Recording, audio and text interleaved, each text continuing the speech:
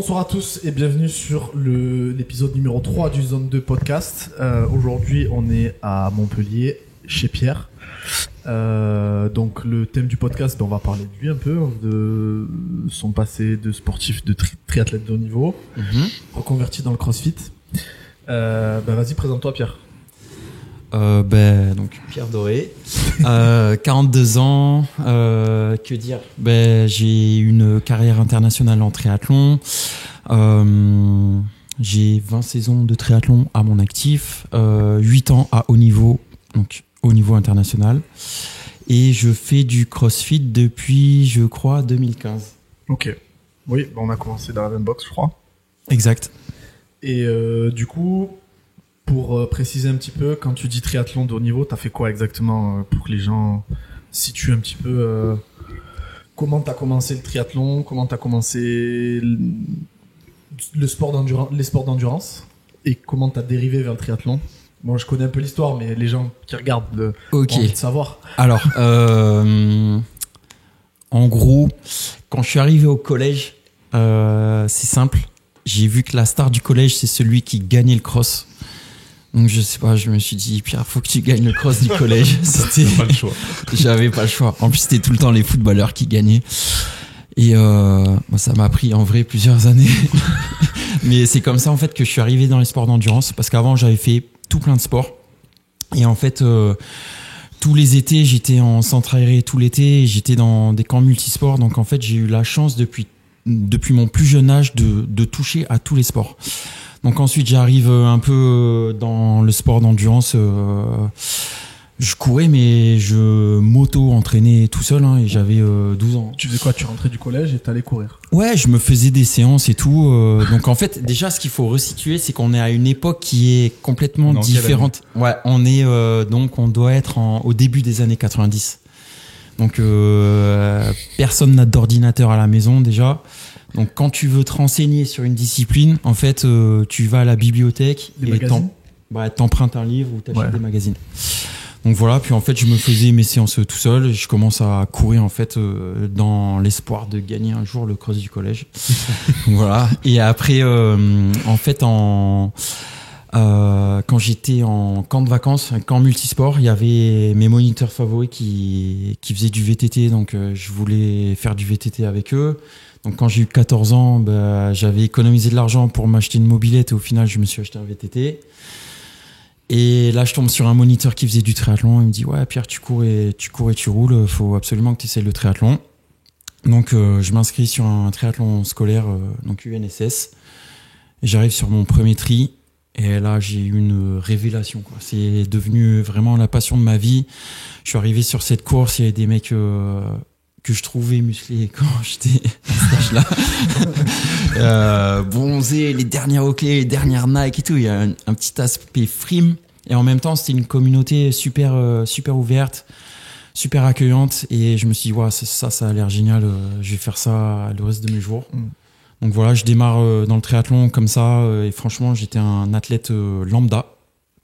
Mais voilà, j'étais pris de passion et je voulais devenir meilleur dans ce sport-là. Donc j'ai commencé à m'entraîner encore plus. Et mon parcours, j'étais vice-champion de France UNSS. Donc ça c'est à quoi, ouais, 15, donc ça 14, 15 ans? Non, parce que j'étais déjà au lycée, donc ça devait être l'année de ma terminale.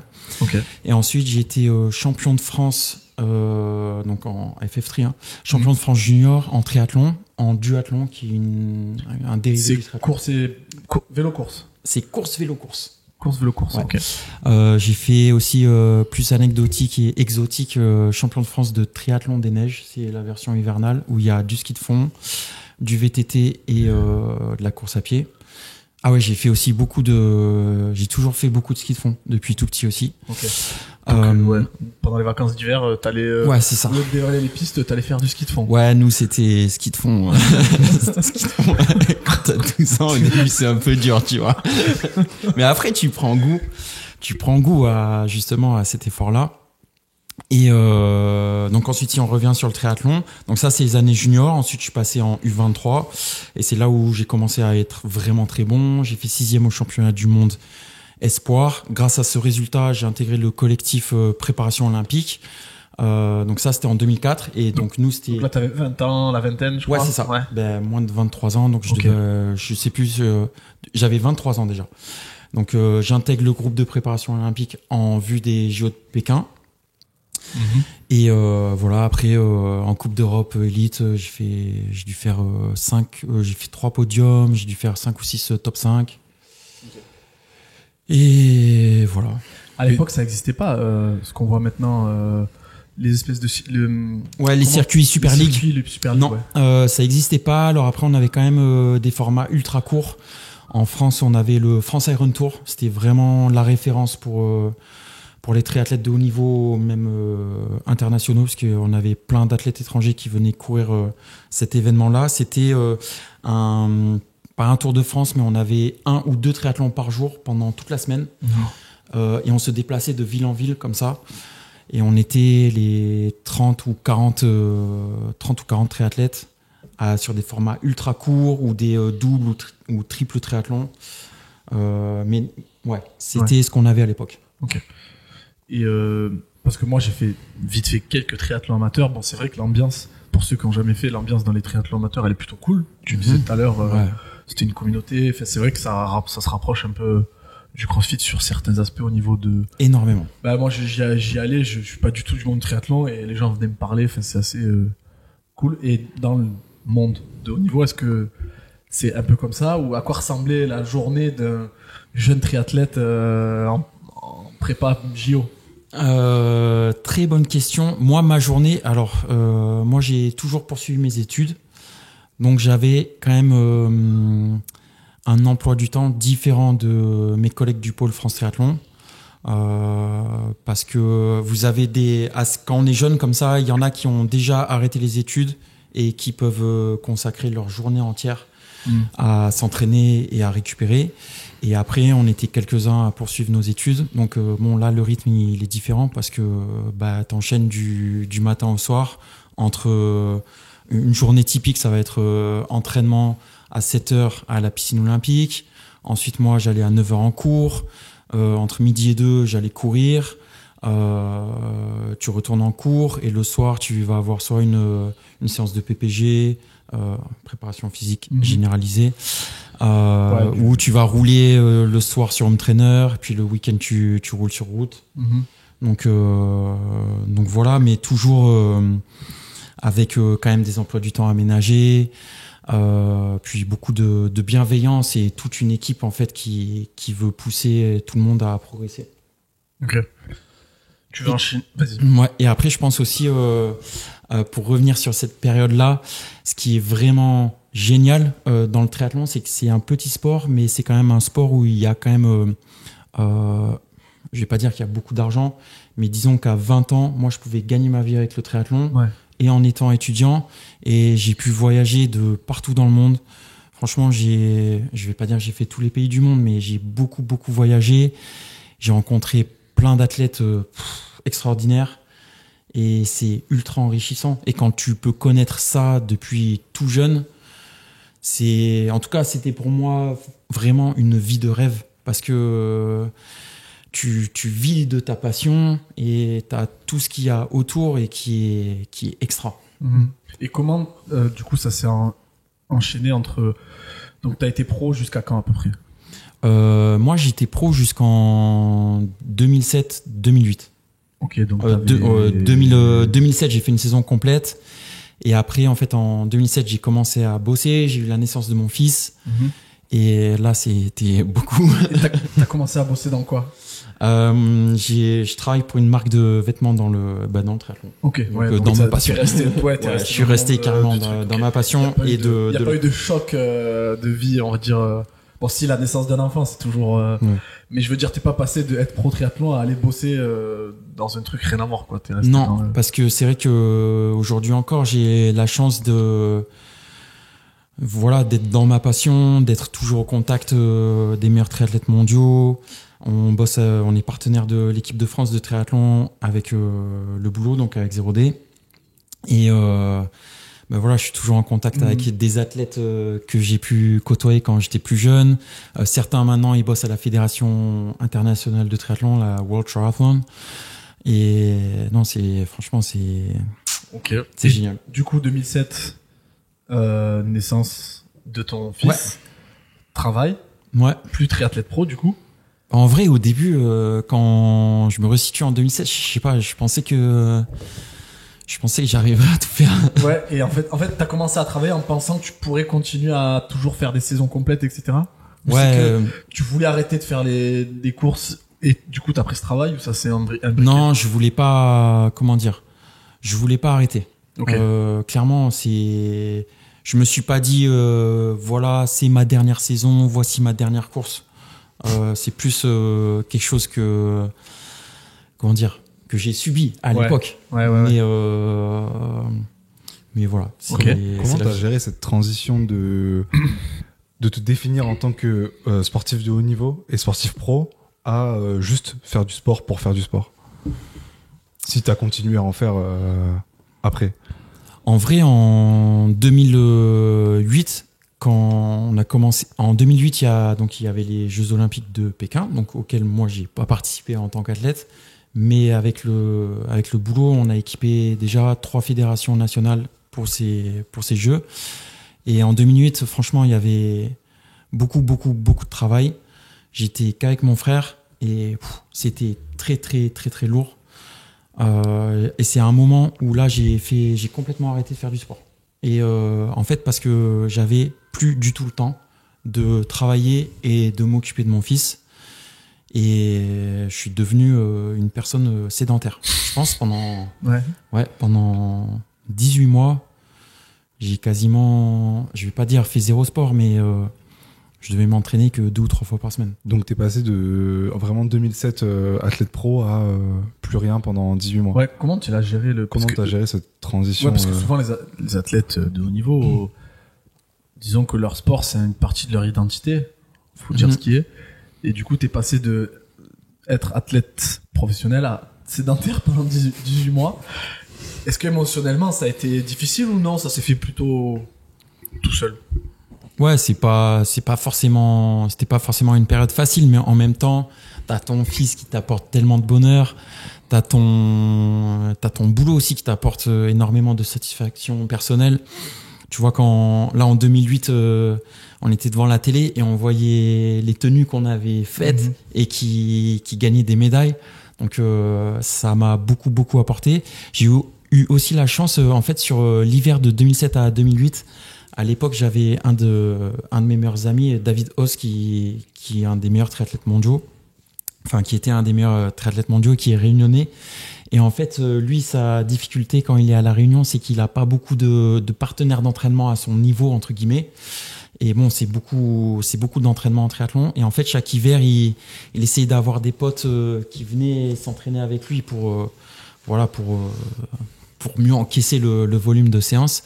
Et cet hiver-là, en fait, moi, je savais que j'étais plus ou moins en train d'arrêter. Il m'a dit, ouais, Pierre, si t'es disponible, si tu peux venir 4 semaines là, à La Réunion, j'ai besoin d'un gars, quoi, d'un sparring partner. Donc, c'est ça. Et en fait, j'y suis allé. Et je me souviens que j'y suis allé en me disant, je vais m'entraîner comme un triathlète pro, sauf que je vais pas faire de course. Mais au final, moi, tu vois, j'adore m'entraîner. C'est vraiment, c'est un plaisir et pas juste d'aller courir et tout. Je peux aller m'entraîner, me faire mal et ça reste un plaisir. Et je me souviens que j'étais dans cette optique-là à ce moment-là. J'étais avec David, on s'envoyait des séances très dures, du volume très lourd. Et en même temps, je savais que je faisais ça pour plaisir et puis pour aider David, mais je le faisais aussi parce que moi, je kiffais ça et sans derrière avoir une optique de course. Ouais, c'était quand ça?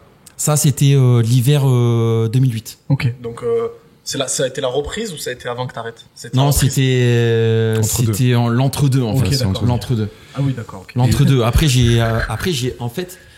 je faisais plus de sport du tout. Et puis, j'ai commencé à aller à une salle de fitness. Ouais. En fait, quand j'ai recommencé à avoir un petit peu de temps. Puis après, j'ai fait un retour en triathlon Parce que, ah oui, ça on l'a pas précisé. Moi, ma pratique du triathlon, c'est triathlon courte distance, c'est ce qu'il y a aux Jeux Olympiques. Donc, distance M. Donc, ouais, voilà, distance pour ceux qui ne connaissent pas, 1500 mètres de nage, 40 de vélo et 10 km de course à pied. 10 km de course à pied. Donc ça, c'est la distance olympique. Ouais.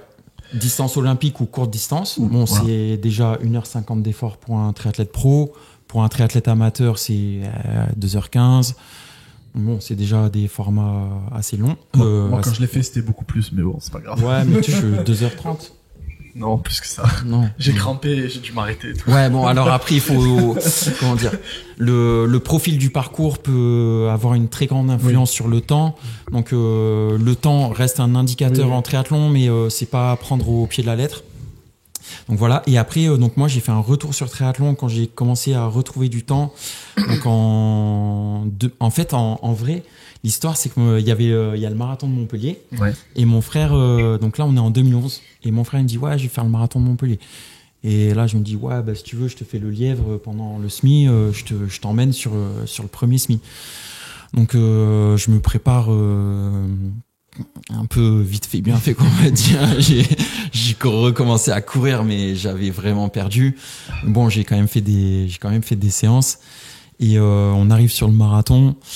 Et puis, je sais pas, au semi, en fait, je me sentais bien. Et je dis à mon frère, ouais, bon, bah, maintenant, je te laisse et j'accélère, tu vois.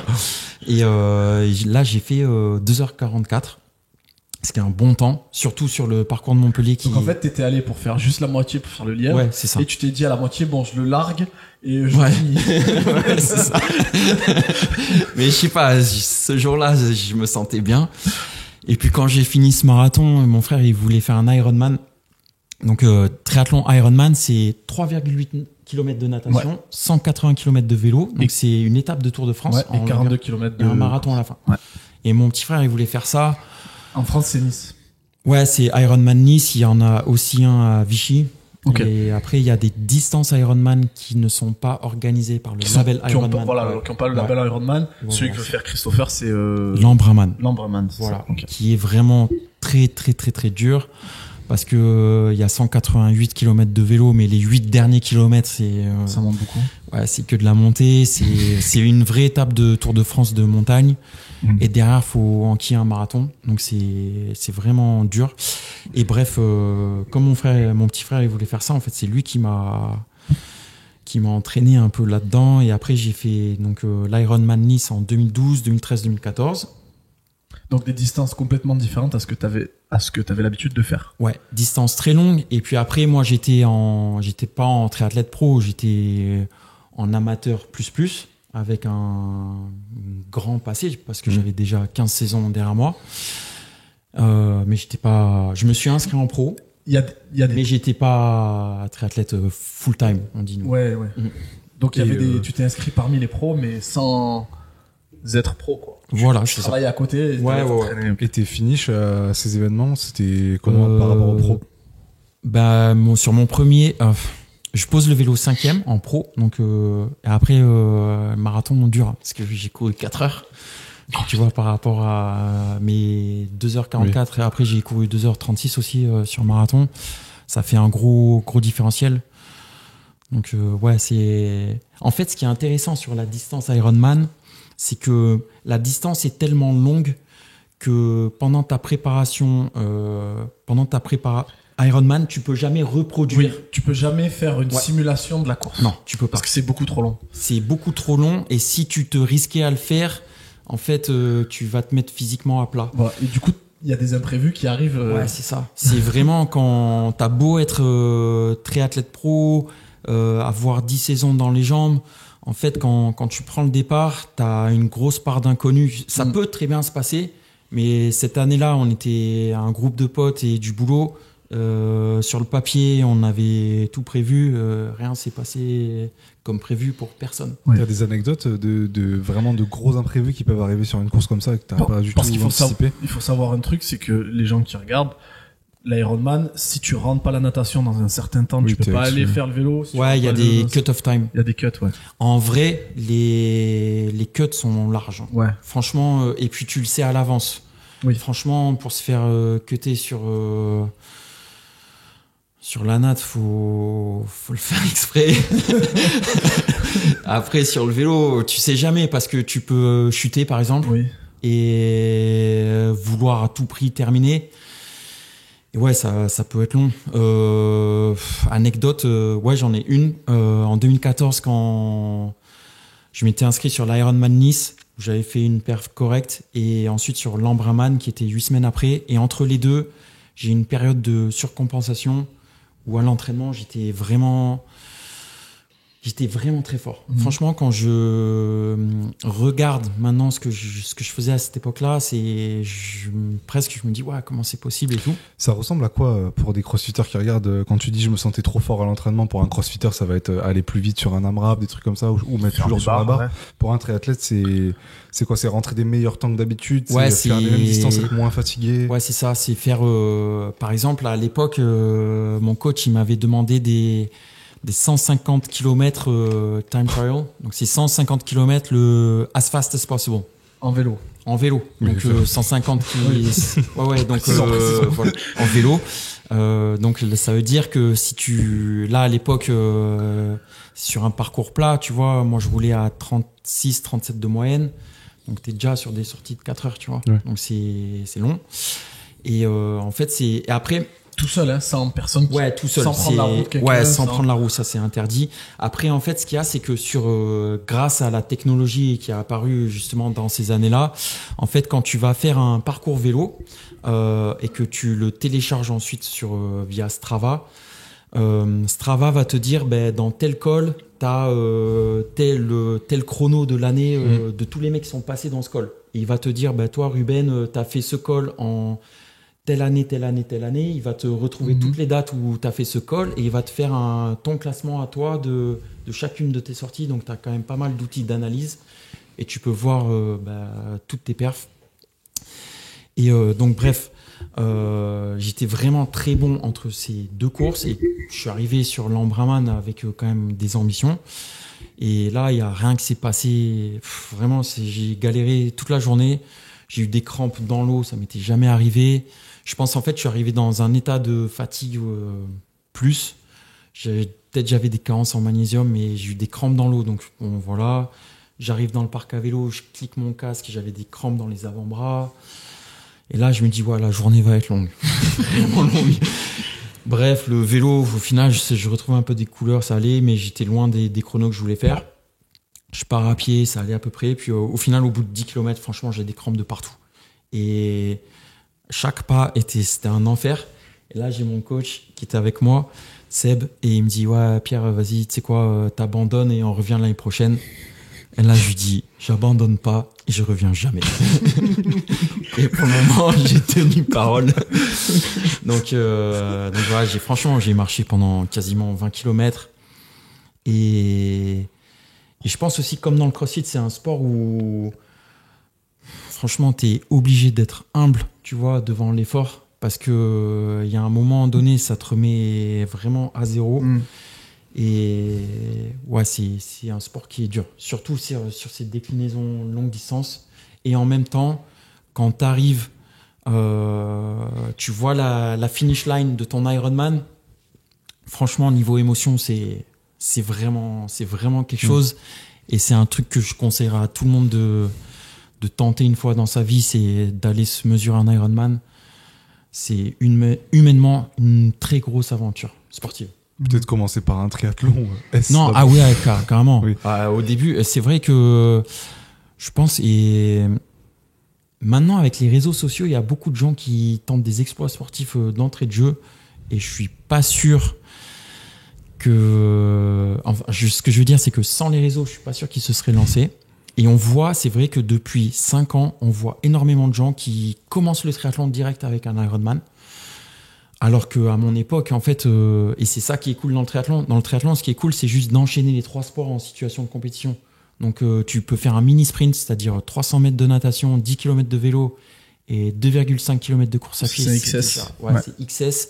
C'est déjà ultra, ultra fun. Et ça te donne un goût de ce que c'est le triathlon. Après, chercher les distances, Ouais, c'est cool à expérimenter une fois dans sa vie, mais moi, ce que je préconiserais, c'est de chercher la performance et de se dire, moi, je vise telle distance et de tomber son temps, d'être de plus en plus rapide, et ensuite d'aller chercher du long. Mais chercher du long, au final, c'est psychologique, tu vois. N'importe qui peut faire très long, tu vois. Oui. Passer ton temps sur 10 km de 40 à 38, puis à 35, puis à 32, puis courir moins de 30 minutes. Ouais. C'est des capacités physiologiques et psychologiques différentes. Mais c'est vrai que les sports d'endurance, moi j'aime bien le cyclisme, je regarde beaucoup le Tour de France depuis petit, mon grand-père il m'a initié et tout. Et c'est vrai que les sports d'endurance, c'est comparé à d'autres sports, comme le crossfit où, alors certes, en fait le crossfit, l'environnement il est contrôlé. On connaît pas les WOD, on connaît pas les... Mais une fois que t'as un WOD 21-15-9 thruster pull-up, t'as ta barre de pull-up, ta barre, et il va rien se passer de mal à part que les autres aillent plus vite que toi, ou que, enfin, il y a très peu de risques, alors que les sports d'endurance, il y a toujours des imprévus, comme tu dis, tu peux avoir une fringale à tel kilomètre alors que ça t'arrivait pas avant, tu peux avoir une crevaison, une chute, tu peux avoir la pluie qui arrive, il peut y avoir 30 000 trucs. Ça m'est déjà arrivé de me perdre sur un parcours. Franchement, il peut tout arriver, mais après. Et puis c'est des sensations totalement différentes à l'endurance que nous on fait en CrossFit. Oui, puis t'es seul face à toi-même pendant très longtemps. Déjà, il y a cet aspect-là, le dialogue interne et tout. Et puis même moi, quand j'avais fait un triathlon. Moi les seules fois où je fais plus d'1 heure d'effort, c'est quand je fais de la zone 2. À 1 heure, il se passe un truc dans ton corps que, tu vois, ça se voit que ton corps est pas habitué d'aller au-delà, quoi. Alors que, c'est un peu comme quand on parle du marathon, les gens qui testent un marathon, qui te disent, à 1h30, il y a le mur, le fameux mur plutôt 35e, donc après ça dépend de ta vitesse. Oui. Mais il y a un mur. Après, tu parlais d'un truc intéressant, le dialogue interne. C'est vrai que sur des efforts très courts, donc notamment en CrossFit, mais ça peut être aussi le cas sur des triathlons ultra courts. En fait, tu t'es tellement dans l'action, t'es presque dans un mode pilotage automatique, c'est-à-dire tu sors de l'eau, t'enlèves ton bonnet, tes lunettes, t'arrives à ton vélo. En fait, tout se fait de façon un peu automatique.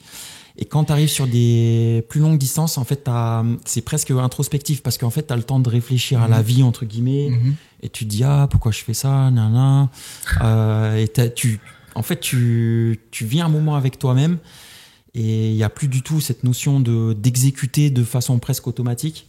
Et c'est un effort différent et dans la tête, c'est très différent. Ouais, mais j'ose pas imaginer une échappée du Tour de France qui dure 3 heures, ce que les mecs doivent penser dans leur tête pendant qu'ils font. C'est très, très long. Ou même un Ironman, toi, t'es 20 bornes en marchant sur l'Embrun. T'as envie d'arrêter à chaque pas, je te le dis. T'as envie d'arrêter. Et en même temps, des fois, t'es à 10 km du parc. Donc 10 km, c'est énorme. Donc il faut que tu rentres, tu vois. Et en fait, c'est... Non, mais des fois, ça peut être ça. Mais après, c'est vraiment... c'est un combat avec toi-même. Parce que tu dis... Tu vois, t'as envie d'arrêter. En même temps, tu dis, je me suis quand même entraîné dur. J'ai pas le droit d'abandonner. J'ai pas envie de regretter. N'importe qui peut abandonner. Mais si moi, j'abandonne pas, au moins, je suis pas n'importe qui, tu vois. Et du coup, ça me donne une bonne transition. Comment ça t'a fait bifurquer vers le CrossFit et qu'est-ce que ça t'a apporté dans ta pratique du CrossFit, ce passé? Enfin, surtout d'abord la transition, je pense. La transition, ce sport en particulier. En vrai... pourquoi le CrossFit aussi? Mais en fait, à ce moment-là, j'étais tout le temps blessé. J'avais des tendinites d'Achille qui sont devenues des tendinites chroniques. Je pouvais plus courir. Donc t'arrives dans une box de CrossFit sans box jump. Non, mais je suis déjà arrivé à CrossFit Montpellier. La séance du jour, c'est 5 km run, tu vois. Demi-tour en direct. Non, mais en gros, je cherchais un autre truc et en fait, j'avais vu des vidéos sur YouTube, une épreuve des Games où je sais plus quels étaient. Il y avait de la natation et des bar muscle-up. Oh, c'est vieux, ça. Oui, qui les font un par un. Qu'ils ont 3 barres muscle-up après à faire. Et j'ai vu ça, je me suis dit, ça a l'air trop bien et tout. Et puis j'avais un pote qui faisait du CrossFit et ça, franchement, ça faisait au moins 2 ans qu'il me disait, Pierre, tu devrais essayer le CrossFit parce que Est-ce qu'il sait que moi j'aime, tu vois, toucher à tout. Il sait que j'aime la compète à l'entraînement entre guillemets. Et ça faisait 2 ans qu'il m'en parlait. Et c'est pour ça que j'ai un petit regret parce que je me suis toujours dit ouais, j'aurais dû l'écouter 2 ans plus tôt. Et bref, il y avait donc une des plus grosses salles de CrossFit, une salle historique dans l'histoire du CrossFit. CrossFit Montpellier. Et du coup, je suis allé là-bas et c'est pareil, j'ai eu comme ce deuxième coup de foudre où j'ai vu plein de gens super. Et une discipline qui m'a vraiment attiré. Et en même temps, c'était une claque parce que mon premier WOD, donc j'arrive, ma première séance, à l'époque, on avait des fondations, donc tu avais 3 fois 1 heure pour apprendre tous les mouvements. Ça existe toujours, mais bon. C'est bien, c'est une bonne chose. Non, c'est une bonne chose, mais non, mais je veux dire, toutes les box ne font pas 3 fois 1 heure, mais oui, ça existe toujours. Ouais. Donc bon, bref, j'ai survécu aux 3 fois 1 heure parce que tu as envie de pratiquer, tu vois. Et là, j'arrive, premier WOD, c'était un Murph en équipe de 2 et j'étais avec une femme et la femme elle était trop forte et en fait là on parlait d'humilité et t'as mis une raclée sur les pompes. Non en fait à chaque fois qu'elle faisait une série moi je me dis ouais j'ai pas le droit de faire moins tu vois. Donc j'arrivais quand même à faire des tractions au street et tout et je me suis tué et franchement j'ai failli aller à l'hôpital le lendemain. J'avais des courbatures aux insertions du biceps. Je pouvais plus tendre les bras, franchement, pendant au moins 1 semaine. Et ouais, je me suis dit, ouais, ils sont vraiment, vraiment forts. Et en plus, j'étais surpris du niveau dans ce sport. Je pensais que c'était un sport relativement récent et tout. Et en vrai, le niveau dans le CrossFit, et en plus, ça continue de s'améliorer d'année en année. Mais c'est vrai que j'étais surpris du niveau global en fait dans ce sport. Du fait que par exemple la fille avec qui t'as fait le WOD était capable d'enchaîner les pompes, était capable de. Ouais. Et même tu vois, moi je viens des sports d'endurance, mais il y a quand même des gars. On a vu à chaque fois qu'il y a du run sur les throwdowns, il y a quand même des mecs qui savent courir vraiment. Et avec, je pense à Maxime Olnet, à Romain Fellono et tout. Franchement ça court bien avec beaucoup plus de masse musculaire au final qu'un athlète avec 20-25 kilos de plus. Et quand tu as découvert, tu t'es direct dit ok je vais viser la compétition dans ce sport ou c'est quelque chose qui est venu un petit peu plus longtemps après? Non, au début c'était plus un sport pour compenser le fait que je pouvais plus courir. Donc je continuais à rouler beaucoup, je continuais à nager. Et je faisais ça comme ça. Et après, j'ai eu un peu moins mal en fait au tendon d'Achille. Et du coup, j'ai recommencé à courir. Et là, j'avais un pote qui faisait la Spartan Race. Et il m'a dit ouais, attends Pierre, je vois ce que tu fais en CrossFit. Et vu ton niveau à pied d'avant, tu dois essayer Spartan Race. Donc je suis allé sur le circuit. Et pareil, c'était génial. Super univers, super sport. Pour les crossfitters qui aiment courir, je sais qu'il n'y en a pas beaucoup, mais pour ceux qui aiment courir, Spartan Race, c'est vraiment un univers à découvrir. C'est génial. Et du coup, j'ai fait 3 saisons en Spartan Race. Et voilà. Mais tu t'entraînais pas tu t'entraînais en Spartan ou tu allais juste à la boxe de CrossFit, t'allais courir et ça suffisait? Non, ça suffirait pas. Parce que, ça dépend de ce que tu veux. Mais si tu veux performer, ça suffit pas, bien sûr. Faut s'entraîner de façon spécifique. Moi, c'est clair, tu vois, j'ai fait ma première Spartan Race à Carcassonne. Je fais 10e. Et donc, quand tu échoues sur certains obstacles, en fait, tu as des pénalités. La pénalité, c'est 30 burpees. Et je me souviens, j'ai pris une pénalité au lancer de javelot, une pénalité sur la slackline et après sur d'autres trucs. La semaine qui arrive, j'ai acheté un javelot, j'ai acheté une slackline, j'ai tout installé et je m'entraînais tous les jours dessus, tu vois. Parce que je me suis dit, je veux plus prendre 30 burpees dessus. 30 burpees, c'est vraiment très pénalisant. Genre, tu perds la course, tout ça. Ouais. Ah ouais, 30 burpees. Déjà, t'arrives sur les burpees, t'es épuisé. Ouais. Donc, très souvent, franchement, tu mets 2 minutes pour faire 30 burpees et tu repars, t'es collé. Donc là maintenant en haut niveau sur Spartan Race, faut absolument pas prendre de burpees, sinon ouais tu perds la course. Après ça dépend des formats, mais sur le format sprint c'était disons 1h, 1h10 de course. Quand tu prends 30 ou 60 burpees, c'est mort. Hein. C'est mort. Okay. Et du coup après après les Spartans, tu t'es dit je vais aller tester quelques throwdowns en équipe, en indiv. Non, alors moi j'ai toujours fait que de l'indiv. Je pense que depuis très jeune c'était sport individuel qui m'intéressait. Mais ouais, j'ai fait ces 3 saisons en Spartan Race. Et en fait je suis arrivé, je sais pas, je voulais commencer à faire des compètes. Donc au début je m'inscrivais sur les qualifs. Et j'étais dans ceux qui s'inscrivent toujours et qui se qualifient jamais, tu vois. C'est ceux qui font vivre les throwdowns, tu vois, à coût de 20, 25 € et tout. Et voilà. Et après, tu prends des claques, tu veux t'entraîner, tu veux progresser. Et voilà, c'est pour ça que peut-être dans ceux qui nous écoutent et qui nous regardent, c'est...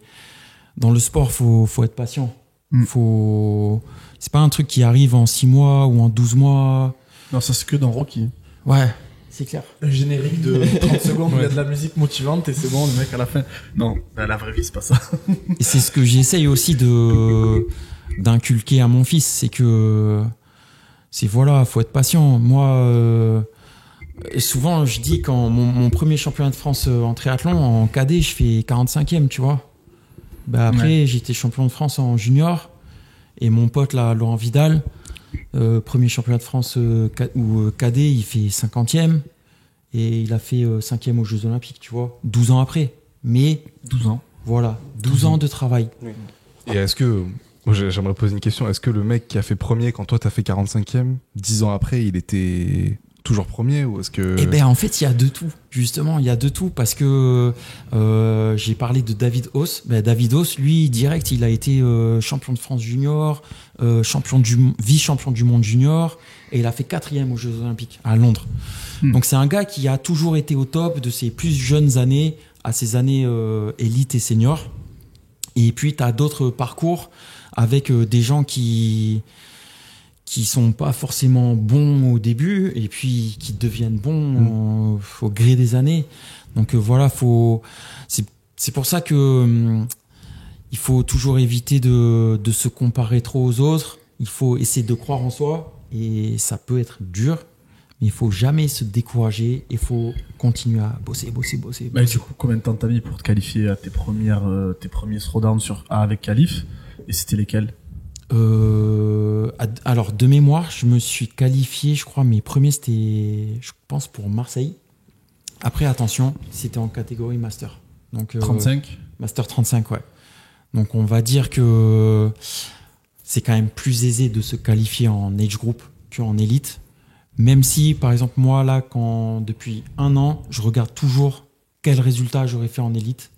Très souvent c'est les mêmes WOD. Et là, je vois que ça fait 1 an où j'arriverai à me qualifier tout le temps en élite. Bon, après, franchement, je vais pas dire que je ferai de la figuration parce qu'il y a toujours des WOD où je pourrais me débrouiller. Mais je suis bien conscient que voilà, c'est catégorie master, c'est catégorie age group. Donc c'est cool. Mais en vrai, le vrai sport, c'est l'élite. Oui. Bon, après, il n'y a pas beaucoup de sports où les masters ont cette place comme dans CrossFit ou... C'est le cas en triathlon. En triathlon, il y a aussi des catégories d'âge. Mais est-ce qu'elles ont autant de place qu'en CrossFit? Parce qu'en CrossFit, toutes les grosses throwdowns nationaux ou internationaux, ils ont leur catégorie master et les gens vont voir. Hein. Les gens vont voir. Il y a quand même du bon niveau quand tu regardes. Moi, je me rappelle quand on était au French, les masters qui étaient dans ta caté, ils font des snatchs à 100. C'est quand même même beaucoup plus. Même certains beaucoup plus. C'est quand même un fitness au-delà de beaucoup de gens de plein de salles de CrossFit, quoi. Ouais, moi, non, c'est cool. Je le vois pas comme un scale du élite. Je le vois juste comme un niveau différent parce que il y a l'âge et tout ça, quoi. Non, c'est un niveau différent. Après, voilà, c'est. Moi, je pense qu'il faut regarder l'élite, quoi. Quand tu regardes les games, tu regardes pas les masters. Non, je regarde pas. Mais les gens aux games non plus. Hein. Dans le public, il y a personne. Non, mais ce que je veux dire, comment dire? Ouais, voilà. Ouais. Non, mais en triathlon, c'est pareil. Hein, on a les age groups, c'est cool. Mais pour moi, dans le sport, il devrait y avoir presque. Il doit y avoir une KT pour les jeunes. Et il doit y avoir hommes et femmes. Mais tu vois, moi, quand je fais Nice, je te donne mon résultat, j'ai fait 55e, scratch. Mais je vais pas aller chercher combien j'étais dans ma catégorie d'âge, en homme et tout, tu vois. Je pourrais te dire que j'ai fait, je sais pas, je sais même pas, tu vois. Mais peut-être quand j'étais inscrit en pro, j'étais top 10 pro. Mais la vérité, c'est que j'étais 55e et qu'il y avait 45 amateurs devant moi. Et voilà. Après, le jeu des catégories d'âge, ça permet d'augmenter la participation en général. Oui, c'est le but aussi. C'est le but aussi. Mais pour moi, c'est intéressant de le faire sur les catégories jeunes. Après, c'est cool de mettre en avant le fitness des anciens. Mais voilà. Moi, je regarde, quand je regarde les games, je regarde les élites. Ouais. Après, il y a cet aspect aussi de CrossFit, c'est forging et lean fitness. Donc, on veut montrer que même des gens de 35 ans, 40 ans peuvent avoir un bon fitness. Donc, il y a aussi c'est dans aussi la philosophie du sport. Par contre, à mon sens, je pense qu'il manque un peu des KT de jeunes dans le sens où les mecs qui gagnent les games en 16-17, dès qu'ils passent la barre des 18 ans, ils ont un vide dans leur carrière jusqu'à 21 ans où ils arrivent à se requalifier aux games en élite. Donc, je prends l'exemple de Dallin Pepper, qui est un athlète qui a fait les games l'année dernière. Il a gagné 2 ans d'affilée, 16 ans, 17 ans, sa KT. Il est passé chez les élites. Il a fait 2 ans où il n'est pas passé, aux games. Alors que c'était le meilleur de sa KT. Il y a eu cette période de sa carrière où ça a été un peu un vide. Après, t'as le contre-exemple aussi. De Victor Hofer. Oui, ou Emma Lawson, tout ça, du côté des meufs. T'as Mallory O'Brien qui n'est jamais allée en teen alors qu'elle pouvait. Emma Lawson, pareil, l'année dernière, je crois qu'elle pouvait y aller en teen, elle est allée en élite. Ça y est chez les filles, mais pas chez les hommes, tu vois. Ouais, mais regardez Victor. Victor, il est pas allé aux Games en teens et là, cette année, il va aller en élite et il a 20 ans. 20 ans. En tout cas, c'est clair que il manque des catégories pour les teens et là, moi je le vois. Et ouais, mais même dans les catégories plus jeunes, c'est-à-dire que moi je le vois vraiment avec mon fils. Il fait du CrossFit, c'est pareil, ça fait 6 ans qu'il fait du CrossFit et il y a des compétitions que à partir de 14 ans, c'est-à-dire que les jeunes, lui, ça fait des années qu'il était comme ça. Il avait envie. Et il devait attendre. Donc c'est bien, ça lui apprend la patience. Mais et puis après, les catégories sont pas assez. Il manque pas de KT. Non, puis je pense qu'il manque des KT. Il faudrait faire une KT. C'est peut-être pour ça que le CrossFit est peut-être pas encore assez structuré en France. Mais il faudrait une KT moins de 12, moins de 14, moins de 16, moins de 18. Parce que c'est pareil, les 2 ans d'écart dans les KT jeunes, attention les différences de gabarit, de maturité physique. Et voilà, je pense que, puis même je le vois un peu des fois dans les programmations qu'il y a sur certains throwdowns, on voit que j'ai le sentiment en tout cas que les teens sont pas considérés comme des athlètes avec leur propre qualité. Très souvent, en fait, on va prendre les watts des adultes et on va scaler les poids et les mouvements, alors qu'en réalité, les jeunes en gym, attention, les gars, ils savent tous marcher sur les mains, mais c'est très facile pour eux. Free handstand push-up, mais pour eux, c'est facile. Là, je voyais mon fils et Pablo Tronchon, ils font des triple touch, tous.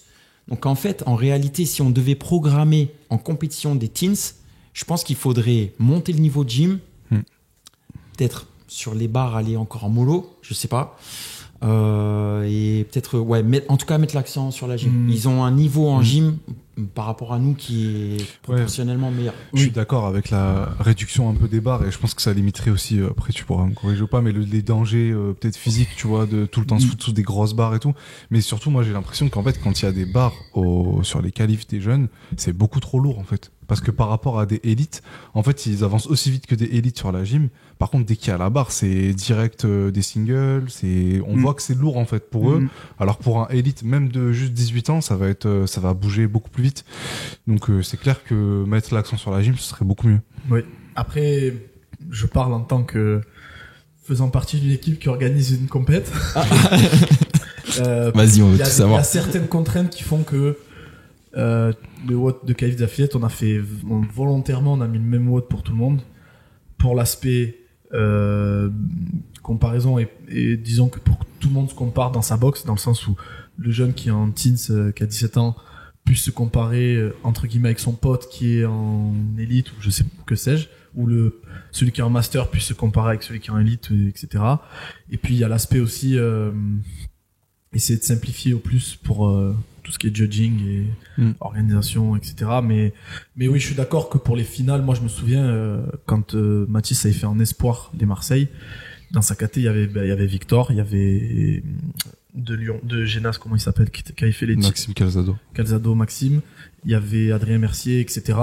Et il y avait un WOD avec les muscle up et les box jump over là. Il y avait 75 box jump over et à la fin ça finissait sur les muscle up. Ouais, exact. Ils étaient allés plus vite que beaucoup d'élites sur les box jump over déjà, et même sur les muscle up parce que ils étaient tous plus légers, ils faisaient tous moins de 80 kilos. Et bon, ils bougeaient quand même des belles barres pour des jeunes de moins de 80 kilos, mais mais du coup oui, les profils qui, du coup vu qu'on a les mêmes WOD, les profils on va dire plus gym chez les teens, disons que Mathis il faisait 80 kilos plus, il était un peu désavantagé sur certains WOD par rapport aux teens, mais par contre dès qu'il y avait une barre il était beaucoup plus avantagé que les autres. Mais après moi j'ai une question par rapport à ce qu'on disait tout à l'heure sur le travail en continu sur des années, attendre et tout. Est-ce que pour vous tout le monde peut atteindre le haut niveau? C'est-à-dire n'importe qui avec suffisamment d'entraînement peut atteindre le haut niveau? Alors dans quel sens tu veux dire? Par exemple avoir un niveau national en CrossFit, c'est-à-dire faire top 10 sur des throwdowns. Ça dépend à quel âge t'as commencé. Enfin, il y a beaucoup de conjonctures qui doivent. Tu vois, tout ce que t'as vu, toi. Alors, moi, je vais avoir une réponse assez tranchée. Non, tout le monde ne peut pas. Comment dire, quand t'as un objectif top niveau, il faut que t'aies des prérequis, des qualités innées, donc ça peut être des qualités génétiques. Déjà, numéro 1, la génétique.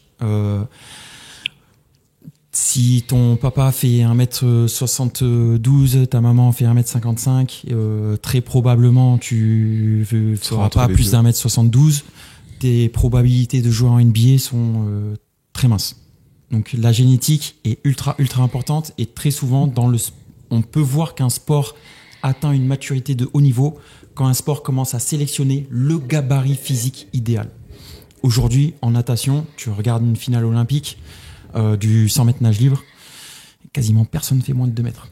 Parce que si tu fais moins de 2 mètres, ça va être plus dur de réaliser les mêmes chronos que ceux qui font plus de 2 mètres. Donc déjà, il faut avoir la génétique qui va. Ensuite, il faut avoir la cabeza. Il faut avoir, franchement, tenir les années, c'est pas donné à tout le monde. Donc il faut avoir aussi ce parcours-là. Il faut être aussi né, ne nous le cachons pas, mais dans le bon pays. Aujourd'hui, tu vis en Afrique, tes accès aux piscines, c'est quoi, tu vois? Donc forcément, ce sera plus dur d'être un champion en natation si tu vis en Afrique. Si tu vis, je sais pas, en Islande, c'est plus dur d'être bon en cyclisme sur route. Donc voilà, faut que tu aies des infrastructures. Bah oui, il y a pas beaucoup de pays scandinaves autour de France. Voilà, ouais. Exactement.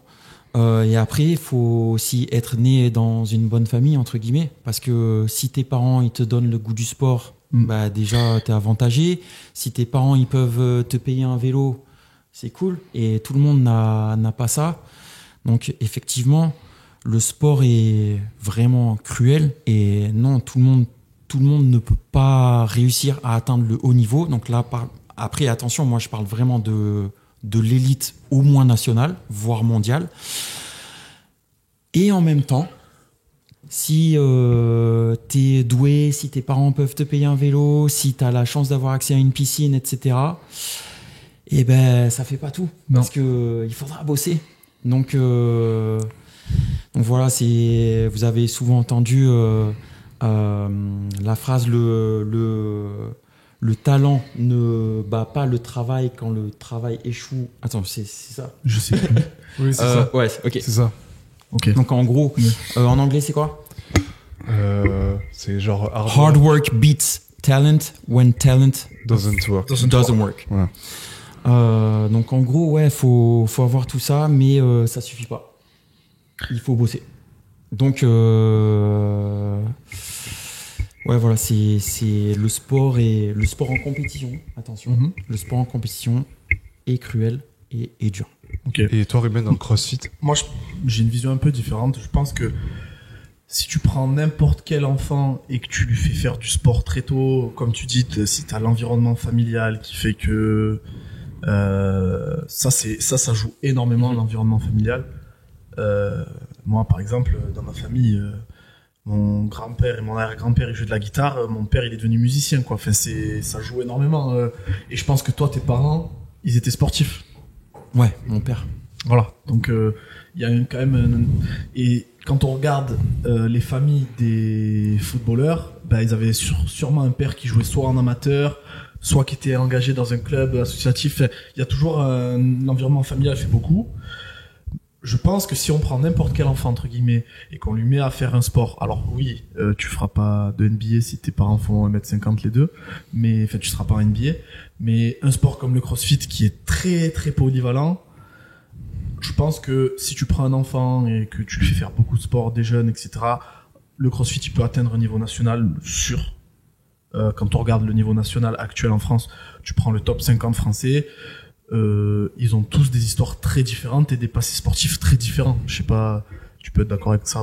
Non, je suis 100% d'accord. Tu peux avoir des anciens nageurs, des anciens footballeurs, des anciens... Oui, mais t'as toujours un ancien quelque chose, tu vois. Oui, alors pour répondre à la question, si t'es sédentaire et que tu commences le CrossFit à 20 ans, ça va être très compliqué. Ouais, voilà. Donc en gros, là, en fait, tu mets le point sur une fois de plus, c'est ce que t'as fait pendant ton développement, ouais, pendant voilà. ton adolescence et ton enfance. Ouais. Bien et sûr. au final, l'accumulation d'un travail Voilà. au gré des années. C'est ça, exactement. Ben, la règle des 10 000 heures, elle s'applique même là pour les enfants. Pour devenir un virtuose dans une pratique, il faut les 10 000 heures. Pour, du coup, 10 000 heures, je crois que, je sais plus c'était quoi le calcul, mais si tu fais 3 heures par jour, je crois, il te faut 10 ans pour avoir 10 000 heures, un truc comme ça. Ou 6 heures par jour pour que ce soit fait en 5 ans, un truc comme ça. Eh ben, forcément, un enfant qui commence à 10 ans, qui fait le mercredi, il va au foot à 16 heures, à 18 heures, il va à l'aïkido ou au judo, et qui fait ça pendant des années, ben, il arrive à 20 ans, il a déjà quand même, il a fait du judo pendant 5, 6, 7 ans, il a du grip, il a couru, donc il a aussi, il arrive à bien courir, il a du cardio, ben, il commence le CrossFit, forcément, il a déjà ça, quoi. Ouais. Il va déjà faire des pull-ups, il va déjà courir, il a déjà ça de gagner. Moi, je suis d'accord avec vous. Juste, je pense que l'espace mental est d'autant plus important dans le CrossFit. Et du coup, en fait, tu peux avoir ce passé-là sportif de genre très jeune, mais ne pas supporter la pression inhérente au CrossFit, en fait, et le développement que ça prend sur des années. Donc juste ça, je pense que ouais, les qualités physiques, à mon avis, elles sont un peu trop surestimées. Et il y en a avec des qualités physiques moindres qui peuvent atteindre un plus haut niveau parce que mentalement, ils sont plus résistants et ils voient le game sur la longueur plutôt que sur la science. Et voilà. Non, bien sûr. Mais après, le fait d'avoir fait beaucoup de sport pendant l'adolescence, ça joue aussi sur la psyché.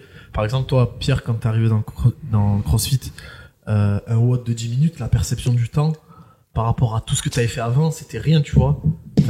Ça a dû jouer. Et moi, qui avais fait du MMA de mes 16 à mes 20 ans, ma première compète de CrossFit, t'as pas trop la pression parce que quand tu vas faire un combat de MMA, t'as un gars en face de toi qui est là pour te péter la gueule. Je veux dire, ça va quoi, tu vois. Et du coup, ça joue sur ta psyché, sur ta perception de l'entraînement et du travail et de la pression, etc.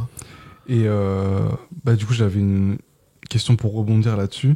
En gros, Pierre, toi, comment t'arrives à être aussi régulier sur l'année en termes d'entraînement? Et surtout, t'es l'un des rares, je pense, à faire autant de compètes sur la saison. Ouais. À partir de tous les gens que je coach, j'étais le seul. Hein. Et du groupe de l'année dernière, ça en a fait combien? 8? J'en ai fait beaucoup. Non, si on compte vraiment, si on compte les qualifs sans compète, les compètes sans qualif, pardon, les qualifs sans compète, c'est bête. Les compètes sans qualif et les compètes avec qualif qui fait, dans une saison, t'en fais 15? Ouais, facile. Bah déjà, tous les back from holiday, il les fait tous avec son fils. Non, j'ai pas tout fait. Après, comment dire? Alors, par rapport à ça, il y a plusieurs choses. C'est déjà, tu vois, moi, je suis dans une optique où je me dis, je suis en master. Oui. Tu vois, si je le fais pas maintenant, je le ferai quand? Oui. Tu vois, donc, si j'étais plus jeune, peut-être que j'en ferais moins, c'est sûr. Et après, c'est j'ai mon passé. J'ai tout le travail que j'ai accumulé aussi qui m'aide à encaisser ce volume. Et après, ouais, franchement, j'adore ça. Et puis quand t'es bien entraîné, c'est des volumes que tu peux encaisser. Franchement, souvent on m'a dit la saison dernière, ouais, tu fais tellement de compètes et tout, mais t'es pas cassé et tout. Quand tu t'arrives au French Throwdown, il y a eu 5 WOD. La finale, elle a duré 4 minutes. Il y avait un WOD de thruster burpees qui était long, mais c'était 14 minutes. Un autre WOD de 10 minutes. Au final, en 3 jours, je crois que j'ai WODé entre 1h et 1h05. Oui, mais 1h05, si tu fais 15 minutes de thruster burpees, ça te fracasse bien quand même. Non. Même s'il y a beaucoup de muscle. Non, mais en gros, il y a un volume, mais c'est franchement... à l'entraînement, dans la semaine, c'est les semaines d'entraînement et des fois elles sont carrément plus dures.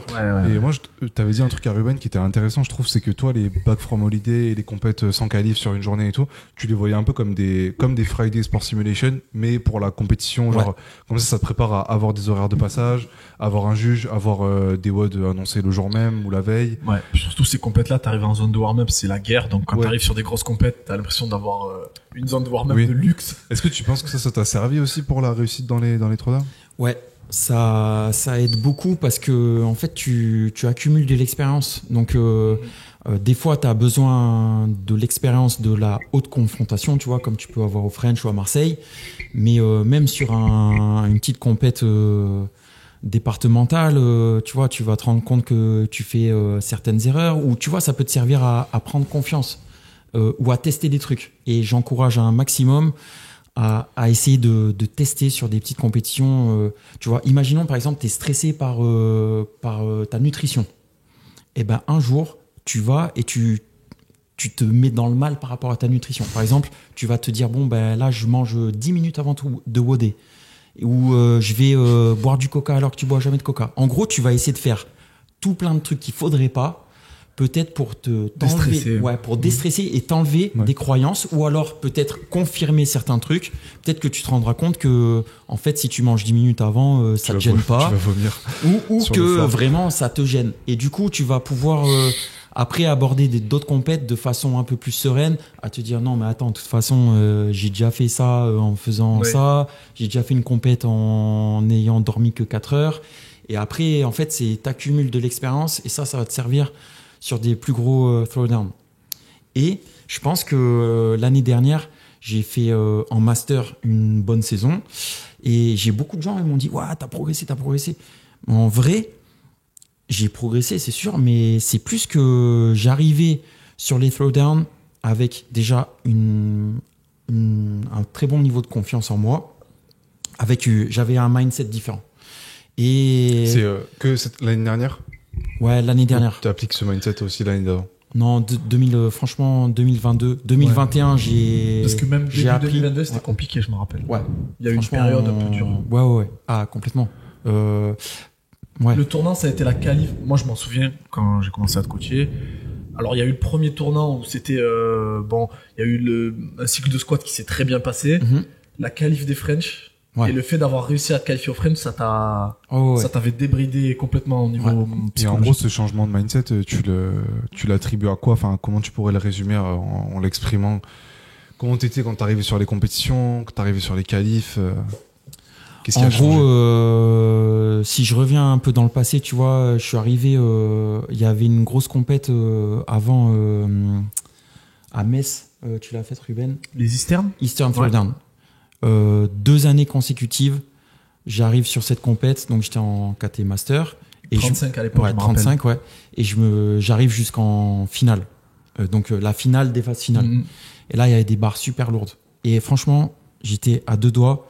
J'ai dit aux gens qui étaient avec moi, j'étais à 2 doigts de même pas aller à la finale, parce que je me dis, c'est trop lourd, j'y arriverai pas. En fait, je me disais, j'y arriverai pas parce que c'est lourd. Et là, maintenant, depuis 2022, J'arrive, il y a des WOD où je sais que ça va être lourd et je sais que probablement même je vais terminer dernier, mais je le vois comme un challenge. Je me dis bon au French, je me dis je vais essayer de pas être dernier, je vais essayer d'être avant-dernier ou je vais essayer de battre mon PR. Et en fait, je sais pas, je me suis décomplexé de ma faiblesse sur ma force. J'ai quand même progressé en force, j'ai progressé sur mes lifts un petit peu. Et en fait, c'est ce petit truc qui débloque. Et en fait, tu débloques des petits trucs au fur et à mesure. Tu vois, kilo par kilo à chaque fois. Kilo par kilo, t'acquiers de l'expérience. Tu dis, ok, ça, je dois faire attention. Je me souviens, par exemple, les affiliates 2021, il y avait un flotteur. Et je sais pas, on pouvait s'inscrire. C'était encore la période où on pouvait s'inscrire. En fait, tous mes concurrents, C'était le flotteur dans la salle de warm-up. Il faisait 40 degrés. 50 degrés minimum. Tu parles de celui à la kettle ou au bicarg? Je crois à la kettle. Ok. Il me semble. Il y en avait deux. Ouais. Et je bref. me rappelle, on avait voulu venir vous voir dans la salle de warm-up quand vous faisiez Jordan. Je te jure, on était passé à la porte, on était reparti, on a dit tant pis, on les verra pas, c'est pas grave. Trop chaud. Ah ouais. Bref, je m'inscris sur ce flotteur. En fait, tous mes concurrents, ils se sont inscrits après moi, donc ils sont tous venus me voir. Et enfin, ils m'ont tous regardé. Ils ont vu le nombre de reps. Ils m'ont tous mis 1 ou 2 reps. Et de ce jour-là, je me suis dit, franchement, je m'inscrirai toujours en dernier sur le flotteur. J'irai voir les gars. Et en fait, c'est plein de petits trucs où. Puis après, c'est que tu prends confiance aussi au fur et à mesure. Où tu vois, avant, j'arrivais sur une compète et tous mes concurrents, je me disais, comment je vais les battre parce que ils ont. Il y a les barres lourdes. Ouais, il y a les barres lourdes, ils savent tout faire. Et en fait, dans ma tête, je les mettais au-dessus de moi. Ouais. Et après, je sais pas, en fait, t'arrives à battre un gars une fois et en fait, tu dis, mais en fait, il est humain et il est battable, tu vois. Même un gars comme Maxime Guyon, j'ai vu que sur certains WOD qui m'allaient bien, en fait, je pouvais l'accrocher ou je pouvais le battre, tu vois. Et après, tu te dis, voilà, c'est pas un déclic, tu vois, où du jour au lendemain, tu te réveilles et t'es un super saiyan, tu vois. En fait, je pense qu'il y en a beaucoup qui le voient comme ça et qui attendent quand je te pose ce genre de questions, un truc, vous dites ça et c'est bon, genre là c'est bon, tu tues tout le monde. Je me suis enfermé 3 jours, c'est ça. Et j'ai médité, je suis allé au Tibet, je suis revenu, là j'étais à monstre. Ouais, en fait, c'est plus compliqué. C'est plus compliqué que ça. C'est une agrégation de plein de petits détails. C'est plein de petits sur détails. L'expérience, sur les années aussi, parce que du coup, c'est sur les années. Des années de ou après, aussi, par exemple, en 2022, c'est vrai que c'est la première année où je suis arrivé sur les throwdowns et Ruben, il m'a fait bosser tout ce qui tombe que en throwdown et qu'on fait jamais, par exemple, dans une prog d'une box. C'est-à-dire du GHD sit-up, j'en ai mangé. Il n'y a jamais de GHD sit-up dans les progs des box. Non. Et avant de travailler avec Ruben, franchement, j'en avais jamais fait.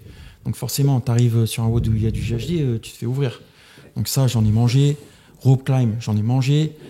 Sandbag, j'en ai mangé. Et quand t'en manges à l'entraînement et que t'arrives après en compétition, tu vois, je vais pas dire que t'es en confiance, mais au moins ça te fait plus peur. Et pareil, je vais reprendre l'exemple Alsace Throwdown il y a 3 ans.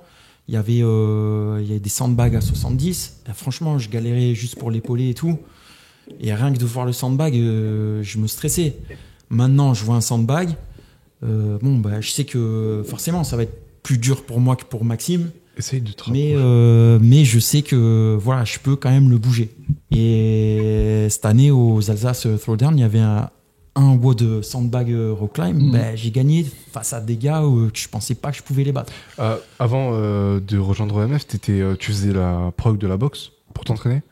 Ou tu t'arrangeais un petit peu les trucs En fait, donc j'ai fait la prog de la boxe pendant très longtemps. Donc, et je pense que c'est la bonne chose à faire quand il y a une bonne prog dans la boxe. Et après, en fait, j'ai commencé à bosser un peu en suivi individualisé avec Nicolas De Paoli, que Ruben connaît, qui est aussi un ancien Montpellierin. Et ensuite, il est parti à l'étranger. J'ai bossé un petit peu. Attends, c'est quoi le nom de ton Instagram maintenant? C'est The Motion Project, c'est ça? The Motion Project. Ok.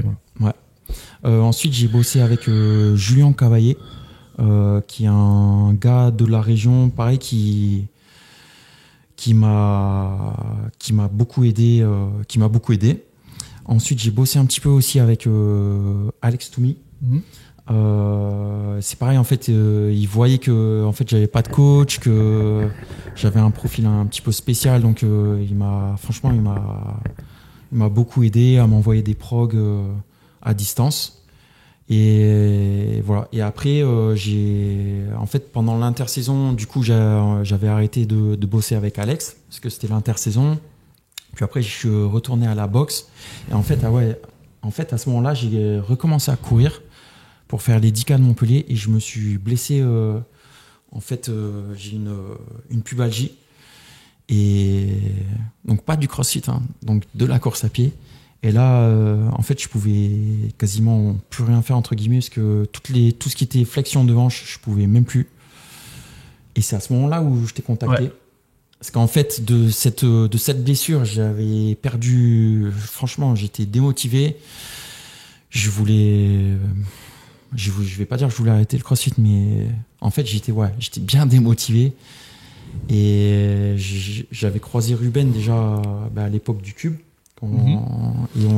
Et d'ailleurs, je voulais bosser avec toi un moment, mais c'était le moment où tu as quitté Montpellier. Ouais. Et du coup, ça s'est pas fait. Et à ce moment-là, j'ai contacté Ruben. Je lui ai dit, voilà, j'ai besoin d'un nouvel élan de motivation. J'ai besoin de plus de proximité avec mon coach. J'ai un emploi du temps qui peut être compliqué. J'ai des très grosses lacunes en force. Et c'est comme ça qu'on a commencé à bosser. Et voilà qu'on a mis pas mal de trucs en place et qui ont été vraiment top pour moi. Ne serait-ce que pour adapter en fait ce que je pouvais faire par rapport à ma blessure. Parce qu'au début, je pouvais rien faire. Oui, c'est vrai. Enfin, du strict presque. C'est vrai. Et je me souviens, je voulais savoir tout ce que tu avais fait avant pour justement pas le faire. pour l'entraînement de force, je parle. Parce que forcément, Pierre, c'est un profil atypique et un 5x5, une progression 5x5 squat, ça marche pas sur lui. Et comment tu gères ça, toi, dans la programmation, pour prendre en compte son profil, comme on avait dit, dans les postes ultra polarisés, vers l'endurance?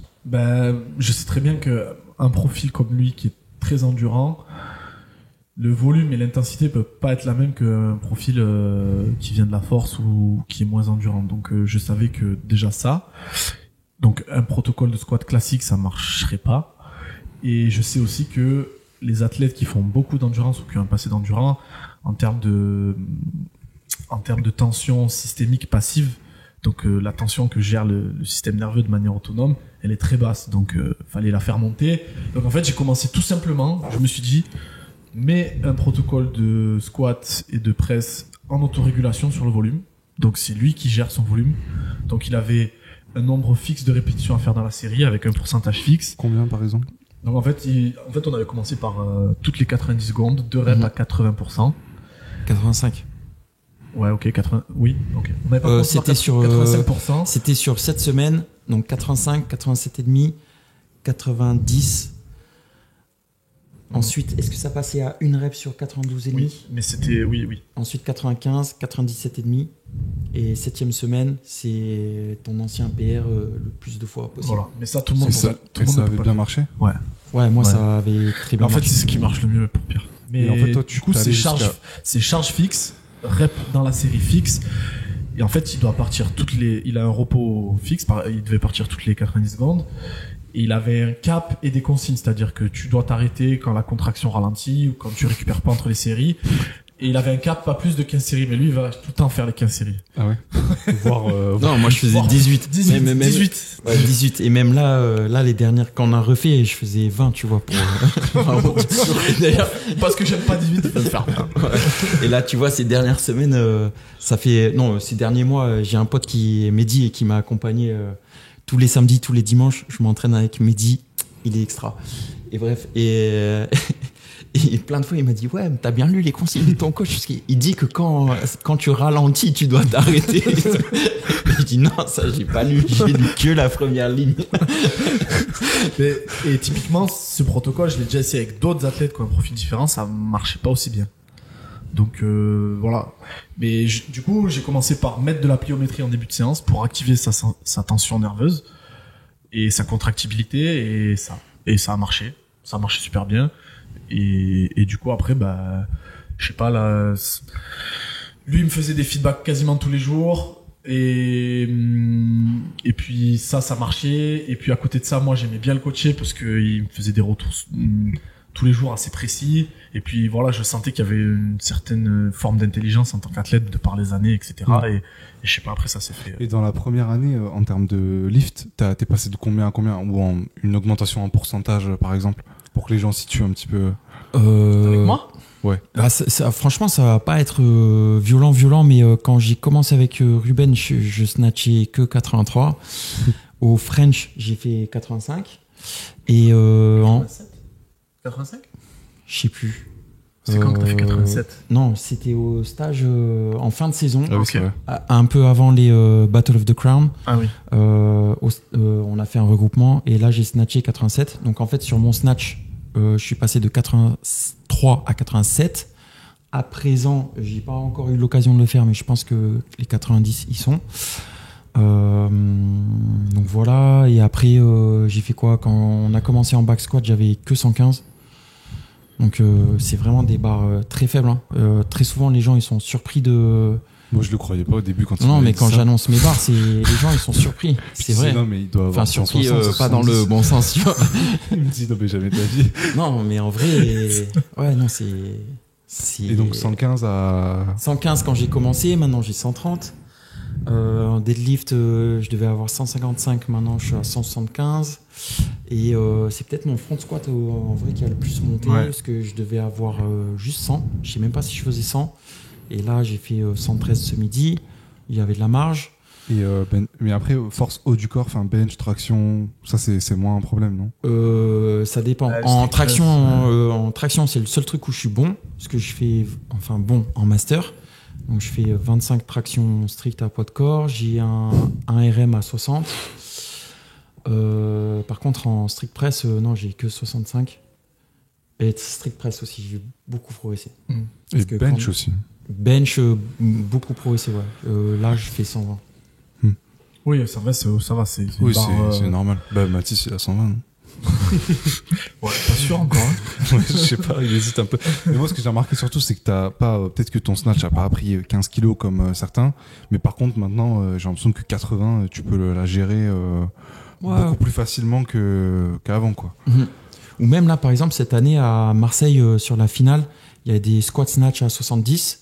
Donc, bon, il y en avait pas beaucoup, mais voilà, j'étais quand même, j'ai réussi, mais on peut dire j'étais en difficulté, en tout cas par rapport à la concurrence. J'ai eu peur d'ailleurs.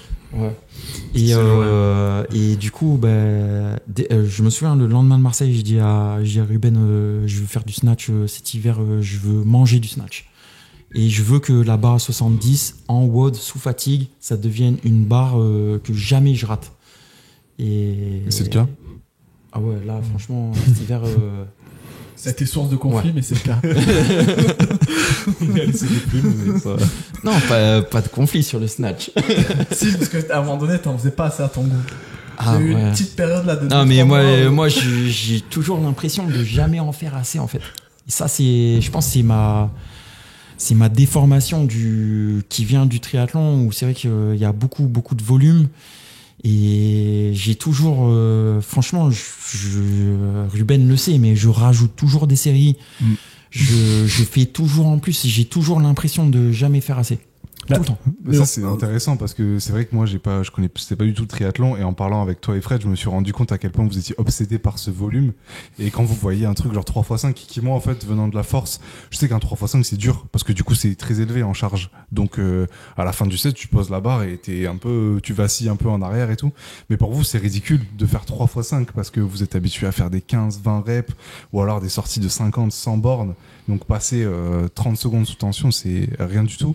Et je trouve ça intéressant. 3 séries, c'est rien du tout. Oui. Non, mais c'est attention parce que quand je finis mes séries, tu vois, je peux pas dire que je suis facile. Hein, attention, c'est dur. Mais je me dis toujours, je peux en faire plus. Tu vois. Oui. Mais même toi, je suis sûr, tu dis, je termine, je vacille, mais je suis sûr que tu peux en faire une quatrième, une cinquième. La semaine d'après, il va y avoir soit 6 reps, soit 4 séries au lieu de 3. L'autre fois, il devait faire 2 x 5 tractions lestées. il devait monter lourd, donc c'était RPE 9. Et après, il avait 2 fois max rep au poids de corps. Et ben, il m'a fait un 5x15. C'est parfait. Non, mais c'était pour changer aussi. Ouais. Mais du coup, voilà. Ouais, il y a ce truc de faire. Non, mais en vrai, en plus, c'est quoi, dans ma tête, je me dis toujours que tu sais que je vais rajouter, donc je pense que t'écris moins, sachant que je vais rajouter, tu vois. J'anticipe. C'est vrai que ça donc en fait, moi, j'essaie de contrecarrer. Mais après, c'est vrai que ça rejoint les trucs que j'avais dit une fois, je sais plus où je l'avais dit, que tu peux avoir la meilleure prog du monde, si l'athlète il y croit pas, ça marchera pas. Du coup, Pierre, pour que sa prog elle marche, il faut qu'il tous les athlètes d'ailleurs, n'importe Pierre ou n'importe qui, il faut que quand il fait sa prog et quand il la voit, il se dise ça va me faire progresser. Et lui, pour que il se dise ça va me faire progresser, il faut qu'il y ait du volume. Du coup, quand il trouve qu'il y en a pas assez, il est obligé de s'en rajouter, sinon il part pas de la salle content. Ouais, c'est vrai. Mais non, mais en plus tu t'évoques un sujet qui est super intéressant. C'est en fait la confiance que tu peux avoir dans ton coach. Tu vois, et effectivement, si tu peux avoir sur le papier la meilleure prog du monde, si toi tu penses que ça marchera pas. Et à l'inverse, tu peux avoir un coach qui est peut-être pas le plus pointu, tu vois, en termes de prog, de compétences, de savoir-faire. Mais si tu sens que ton coach y croit en toi, que toi tu veux pas lui faire plaisir, parce que tu vois, tu dois faire les choses pour toi, mais tu veux que ton coach, t'as toujours une partie de toi où tu veux que ton coach soit fier de toi, tu vois. Et si toi tu crois dans ton coach, même s'il est pas très bon, en vrai tu peux te transcender et tu peux devenir bon juste parce qu'en fait tu crois en ce que tu fais, tu vois. C'est clair. C'est pour ça que c'est vraiment important dans la relation entre un athlète et un coach de pouvoir communiquer, de dire ouais moi j'ai besoin de ça et tout. Et puis en plus ça dépend. Moi, l'année dernière, quand il y a eu la saison des throwdowns et tout, j'étais vraiment en confiance. Voilà, je prenais la prog, je faisais tout, ça marchait bien pour moi. Là, cet hiver, c'était plus compliqué. Donc, j'avais besoin, franchement, cet hiver, plein de fois, j'ai bassiné Ruben et tout. Franchement, t'as dû me détester un paquet de fois, tu vois. Mais parce que cet hiver, j'avais besoin d'autres trucs. J'avais besoin de plus de variété dans mes entraînements parce que mes entraînements c'était aussi ça qui pouvait me sortir de mon quotidien. Donc voilà, c'est dur de trouver un bon coach et c'est dur de tout le temps garder une bonne relation et voilà, il faut essayer d'être tout le temps dans la communication. C'est comme un couple. Ouais, franchement, je pense que le problème, c'est que une partie de ça, oui. Au bout d'un moment, ton coach, ça devient forcément un peu ton pote aussi. Du coup, il y a des trucs pour le coach qui sont durs à dire et pour l'athlète qui sont durs à dire. Donc, c'est une relation complexe à gérer, mais c'est ultra intéressant. Et toi, tu penses que aujourd'hui, tu pourrais pas continuer sans un coach? Tu pourrais pas suivre une prog standard? Non, clairement. En tout cas, pour moi. Après, voilà, c'est beaucoup de. En fait, la question derrière ça, c'est qui a besoin d'une prog personnalisée ou qui peut faire avec une programmation généraliste. C'est vachement individuel, mais par exemple, pour moi, c'est vrai que, bon, déjà, j'ai un profil polarisé. J'ai des très gros points faibles et j'ai des très gros points forts. Donc, j'ai besoin de plus bosser certaines choses que d'autres. Alors que si j'avais un profil, on va dire, où j'étais un peu bon partout, une prog généraliste, ce serait mieux. Enfin, ce serait mieux. Ça ce serait adapté à mon cas. Et après, c'est que dans un suivi individualisé, il y a vraiment une vraie prise en compte de tous tes paramètres perso. Tu vois, combien de temps tu peux t'entraîner chaque jour. Parce que moi, le samedi et le dimanche, c'est les jours où j'ai vraiment du temps pour m'entraîner. Donc, c'est les jours où je vais te dire à Ruben, voilà, là, on peut mettre des longues séances, là, on peut mettre des séances dures. À contrario, le lundi, j'ai très peu de temps parce que au niveau pro, j'ai plein de trucs. Donc, ça permet en fait le suivi individualisé, c'est à la fois prendre en compte les forces et les faiblesses d'un athlète, mais c'est aussi tout simplement prendre en compte sa vie en général et de quand il peut s'entraîner plus, quand il peut s'entraîner moins, de l'adapter d'une semaine sur l'autre, de s'adapter aussi par rapport aux sensations de l'athlète. Je me souviens par exemple l'année dernière, il y a 2 ou 3 fois, j'ai dit à Ruben, franchement, je me sens super en forme, mais faut pas qu'on en fasse plus parce que je peux tomber dans le surentraînement et être fatigué. Bon, ben là, tout de suite, on peut réadapter. Que si tu es sur une prog généraliste, soit tu as l'intelligence de le faire toi.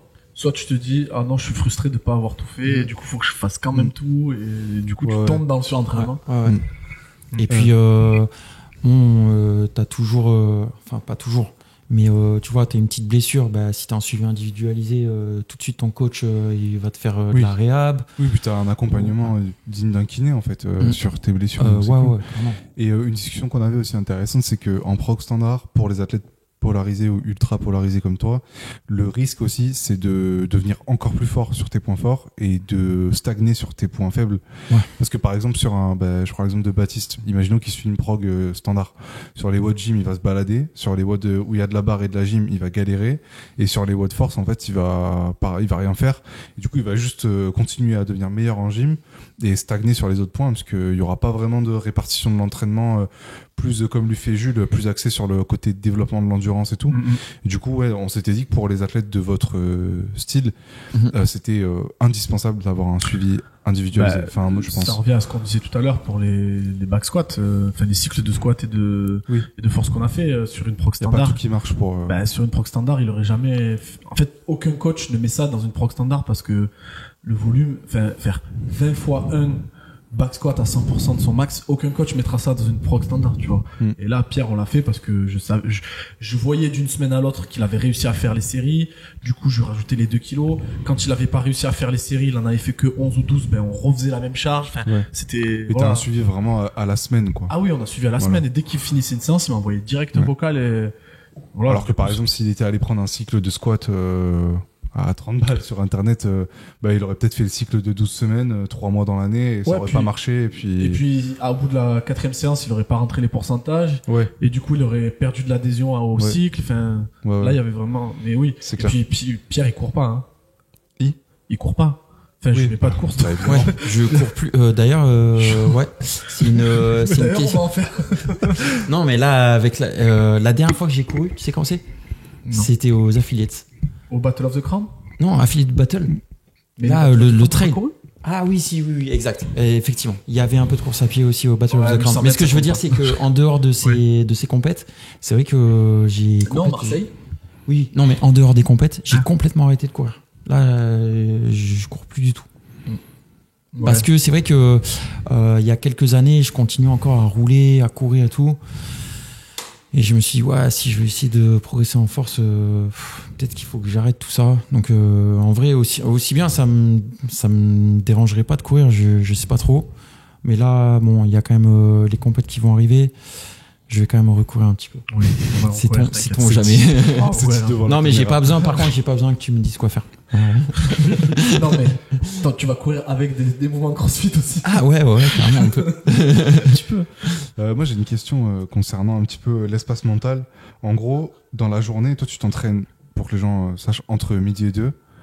Soit tu manges en même temps et tu te re-entraînes le soir, donc de 19h à 21h. Comment tu gères cet espace mental? Parce que c'est une discussion qu'on avait avec Ruben. On se disait, Pierre, il est fort parce qu'en fait, quand il est dans son training, moi, c'est l'impression que j'en ai d'extérieur, c'est que t'es dans ton training et t'es plus dans 0D, t'es plus dans d'autres business ou quoi que ce soit, t'es dans ton training. Et après, une fois que le training est fini, tu re-switch sur 0D, alors que nous, par exemple, moi, si je suis en train de bosser sur MF et que je vais m'entraîner, peut-être que MF, ça va rester dans ma tête pendant encore 30 minutes sur le début de ma séance ou d'autres trucs. Et du coup, comment toi, tu gères ces différents espaces au cours de la journée? Non, en vrai, je pense pas que j'arrive à dissocier si bien que ça, en tout cas de la façon dont tu le décris. En ce moment, je m'entraîne, j'ai 9 séances par semaine avec Ruben. Là, je vais recommencer à courir et à nager. Là, je vais remonter à 13-14 séances par semaine. Ah oui, précision importante, quand je vais nager, pour moi, c'est de la zone 2, c'est tranquille. Donc, c'est pas des séances d'intensité. C'est presque des séances de récup, entre guillemets. Non, Non, c'est vrai que quand j'arrive sur mes entraînements, j'essaie d'être là, quoi. Ça, c'est pareil, c'est quelque chose qui s'acquiert au gré des années. Après, forcément, t'as toujours des entraînements où t'as un truc en tête. Tu vois, ça peut être le boulot, ça peut être un truc perso, ça peut être tout. Voilà, après, ça dépend des entraînements. Tu vois, t'as des entraînements. Par exemple, quand tu vas nager, des fois, c'est un moment soit d'introspection. Ça peut aussi bien être de l'introspection que ça peut être aussi des moments où t'oublies tout, tu vois. Et c'est vrai par exemple, moi, quand je sors de l'eau, je sais pas, je me sens bien. Ouais. Tu te sens bien, t'as l'impression, tu vois, t'as ce feeling de, quand tu sais nager un petit peu, t'as ce feeling de glisse, d'être en communion avec l'élément. Et ça fait vraiment du bien. Puis quand t'es dans l'eau, il n'y a pas de bruit. Enfin, il y a le bruit de l'eau et en fait, soit tu penses, soit tu penses pas. Enfin, ça fait un peu effet méditation. Ouais. Surtout quand t'as une séance où vraiment t'enchaînes les longueurs sans repos, sans truc technique ou juste c'est de la nage, là c'est assez. Ah ouais, ça peut être ultra agréable. Et après, après c'est vrai qu'avec le travail, il y a quand même des gros moments pas de stress parce que avec les années j'ai appris à gérer, mais il y a quand même des responsabilités qui sont lourdes, beaucoup d'imprévus. Donc ça peut être un peu dur des fois, tu vois, d'aller t'entraîner quand au niveau du boulot t'es très pris. Puis des fois tu dois décaler des trainings ou tu dois adapter. Après c'est vrai que j'ai la chance, par exemple là, ces derniers temps j'ai beaucoup de travail, mais comme j'ai toutes les installations pour m'entraîner sur place au boulot, je peux faire juste mon squat en 40 minutes. Et puis des fois il y a des séances que Ruben me donne et en fait je vais les fractionner en 2 séances. Je vais juste faire ma force par exemple entre midi et 2 et le soir je vais faire le Metcon ou la gym. Et en gros je vais faire une séance de juste 40 minutes le midi puis 1h, 1h20 le soir au lieu de faire 1h30 ou 2 heures d'un coup. Donc c'est vrai que j'ai ces conditions matérielles privilégiées. Et comment t'as appris à gérer justement tous ces imprévus liés au travail? Maintenant que je bosse un peu avec vous, je le vois, les retards des fournisseurs, les délais qui s'allongent, les mauvais échantillons qui arrivent. Comment tu gères tous ces imprévus-là au quotidien en fait? Est-ce que maintenant ça fait partie d'une routine ou à chaque fois c'est un nouveau défi? Il y a toujours des il y a toujours des nouveautés. Après c'est en fait c'est l'expérience. C'est aussi se rendre compte que dans tous les cas, tu peux jamais revenir dans le passé. Donc, des fois, il faut essayer de se détacher du truc. Il y a un retard, tu vois, que tu t'énerves ou que tu t'énerves pas, ça change rien à la situation actuelle. C'est du stoïcisme. Ouais, attention, c'est facile à dire, c'est pas facile à faire et il y a plein de fois où je suis très énervé. Il y a pas de souci là-dessus. Mais après, je sais pas, en fait, c'est à force que ça arrive, tu vois, tu arrives à prendre du recul par rapport à ça. Et je vais pas dire que tu t'habitues à gérer des imprévus, mais forcément, ça t'impacte plus quand c'est les premières fois que ça t'arrive que quand c'est la 10e fois. Donc franchement, c'est les années. Et là aujourd'hui, t'es fier de là où t'as amené 0D par rapport à vos débuts? Est-ce que c'est ce que tu avais en tête quand vous avez lancé la boîte il y a quasiment 15 ans? Quand on a démarré, franchement, en vrai, quand on a démarré, on a démarré presque par forme de naïveté. En fait, quand on a lancé 0D, on s'est juste dit, les gens ont besoin de nous pour avoir juste une meilleure tenue de triathlon. Mais on s'est pas dit qu'on allait en vivre, on s'est pas dit qu'un jour, il y aurait... là, il y a 8 employés dans la société. Plus vous deux. Ouais, donc c'est quand même des responsabilités et tout. Nous, on a vraiment toujours avancé par passion. Et après, avec les années et la structure qui s'étoffe, viennent les responsabilités que tu dois assumer.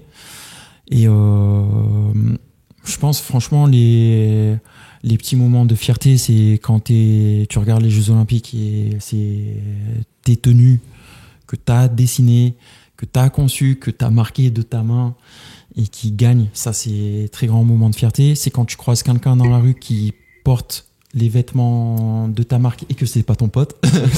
Quand c'est ton pote, ça compte pas. Ouais, c'est ça. Franchement, c'est... Tu peux rappeler les 10 0D? Ah, 0D. Donc 0D, c'est pour zéro dopage, numéro 1. Zéro drafting. Le drafting, c'est quand tu es dans la roue de quelqu'un et que tu suces la roue. En gros, tu as un phénomène d'aspiration et tu as 30% d'efforts en moins à fournir pour aller à la même vitesse. Et ça, en triathlon, quand le triathlon est né, c'était drafting interdit. Et c'est toujours le cas sur distance Ironman, donc c'est un effort individuel. Donc zéro dopage, zéro drafting, zéro dilettantisme. Donc là, on rejoint les valeurs du travail, de mettre du travail dans ce qu'on fait. Zéro DSQ, donc disqualification. Okay. Zéro DNS, did not start. Zéro DNF, donc did not finish. Donc voilà, c'est un peu les valeurs de 0D. Donc c'est des valeurs à la fois des valeurs universelles dans le sport et aussi des valeurs plus spécifiques au triathlon. Ok. On avait quelques dernières questions. Surtout sur ton entraînement perso. Comment toi tu travailles la mobilité au quotidien? Zéro mobilité. Non, en vrai, j'ai de la chance, c'est que j'ai une mobilité naturelle. Voilà. Donc je la bosse pas. Plus en natation, mine de rien, c'est excellent pour la mobilité overhead. Donc en vrai, je fais jamais de mobilité. Et peut-être que je devrais en faire, mais je me sens... En tout cas, tu vois, Ruben le confirmera, je suis pas limité du fait de ma mobilité. Après, comment dire, dans l'entraînement, tu vois, il y a toujours des choses que tu peux optimiser, que ce soit le sommeil, la nutrition, la mobilité, tout ce qui est récupération. De toute façon, tout ce que j'ai cité font partie de la récupération. Et très souvent, c'est beaucoup de choses qui prennent pas beaucoup de temps, c'est vrai. Mais quand tu mets tout bout à bout et que tu as déjà une vie active, parce que tu bosses, parce que tu as un enfant, etc., en vrai, tu n'as pas le temps de tout faire. Donc, tu es un petit peu obligé de faire le sacrifice ou de faire l'impasse sur certaines choses. Moi, tu vois, clairement, je préfère dormir que de faire de la mobilité. Voilà, je sais qu'il y a... Je préfère dormir que de manger un petit déjeuner. Ouais, je préfère dormir que de manger, c'est clair. Mais tu vois, il y a un truc qui est super intéressant et ça, c'est cool que vous soyez chez moi. Parce que très souvent, on me dit, ouais, mais comment tu fais pour tout faire, tu vois, avec le boulot, avec ton fils, avec l'entraînement, parce que c'est vrai que je m'entraîne beaucoup. Et en vrai, la réponse, elle est ici. C'est que, donc, on le voit pas à la caméra. Il n'y a pas de télé. Il n'y a pas de télé. Chez moi, l'horloge, c'est un chrono. Non, mais du coup, tu te sens sous pression. Il y a pas de télé et j'ai jamais eu de télévision. Et il n'y a pas d'écran et il n'y a pas Internet chez moi. Attention, j'ai pas une vie monacale. J'ai un téléphone portable et j'ai un ordinateur. Donc, si je veux, je peux avoir accès à des films. Et le dernier film que j'ai regardé, franchement, je sais même pas si c'est en 2023. J'ai pas de plateforme VOD. Donc voilà, je pense que ça contribue beaucoup c'est mon équilibre à moi. Et c'est ce qui me permet aussi de m'entraîner beaucoup, de travailler beaucoup, d'être présent pour mon fils. Mais c'est vrai que j'aimerais, si j'avais plus de temps, si j'avais une 25e heure dans la journée, c'est vrai que j'aimerais mieux manger et prendre peut-être 15 minutes pour vraiment rien faire ou 15 minutes à faire de la mobilité, tu vois. Ouais. Après, là, c'est le coach qui parle. Pierre, il a un passé d'endurance et comme je le disais tout à l'heure, la tension systémique, elle est basse. Donc, tu vois, il a des tissus qui sont assez soft de manière trop soft, naturelle. Non, mais justement, moi, dans son entraînement, j'essaie de faire augmenter la tension et pas de la réduire. Ouais. Tu vois, parce qu'en fait, ton corps... ton système nerveux autonome, il gère la tension en fonction des besoins. Et lui, vu que pendant des années, il a fait des contractions qui demandaient des contractions faibles. Dans le sport d'endurance, c'est des contractions faibles, hein, le plus faible possible. Donc le même wattage avec la plus petite contraction possible. Donc en gros, là, ce qu'il faut pour gagner en force, c'est justement augmenter cette tension passive. Et en fait, on fait l'inverse de ce qu'on veut faire dans les séances de mobilité, quoi. Limite, il faudrait pas qu'il fasse de mobilité, quoi. Ah bah... Franchement, avant ses Eh ben, squats, ça il a tombe de bien. l'activation de hanches, etc. Des cars, des trucs, mais c'est jamais d'étirement passif. quoi. C'est écrit sur la prog après. Est-ce que Ouais, c'est bien en moi application, je sais j'estime qu'il l'ait fait. Après, c'est son problème à lui et sa conscience. Je l'ai fait jamais. pas. Je le vois à chaque fois, il scrolle le truc, tu sais, comme ça, il le fait passer, genre, tac, on passe direct au A, genre. Et il pose la barre à vide. C'est ça. Bam, bam, charge. Ouais, c'est vrai que mes warm-ups sont expéditifs. Et du coup, ça nous emmène le sujet qu'on a abordé sur le dernier podcast avec Ruben et Jules, qui est pas encore sorti, mais voilà. Enfin, si, du coup, qui sera sorti quand celui-là va sortir.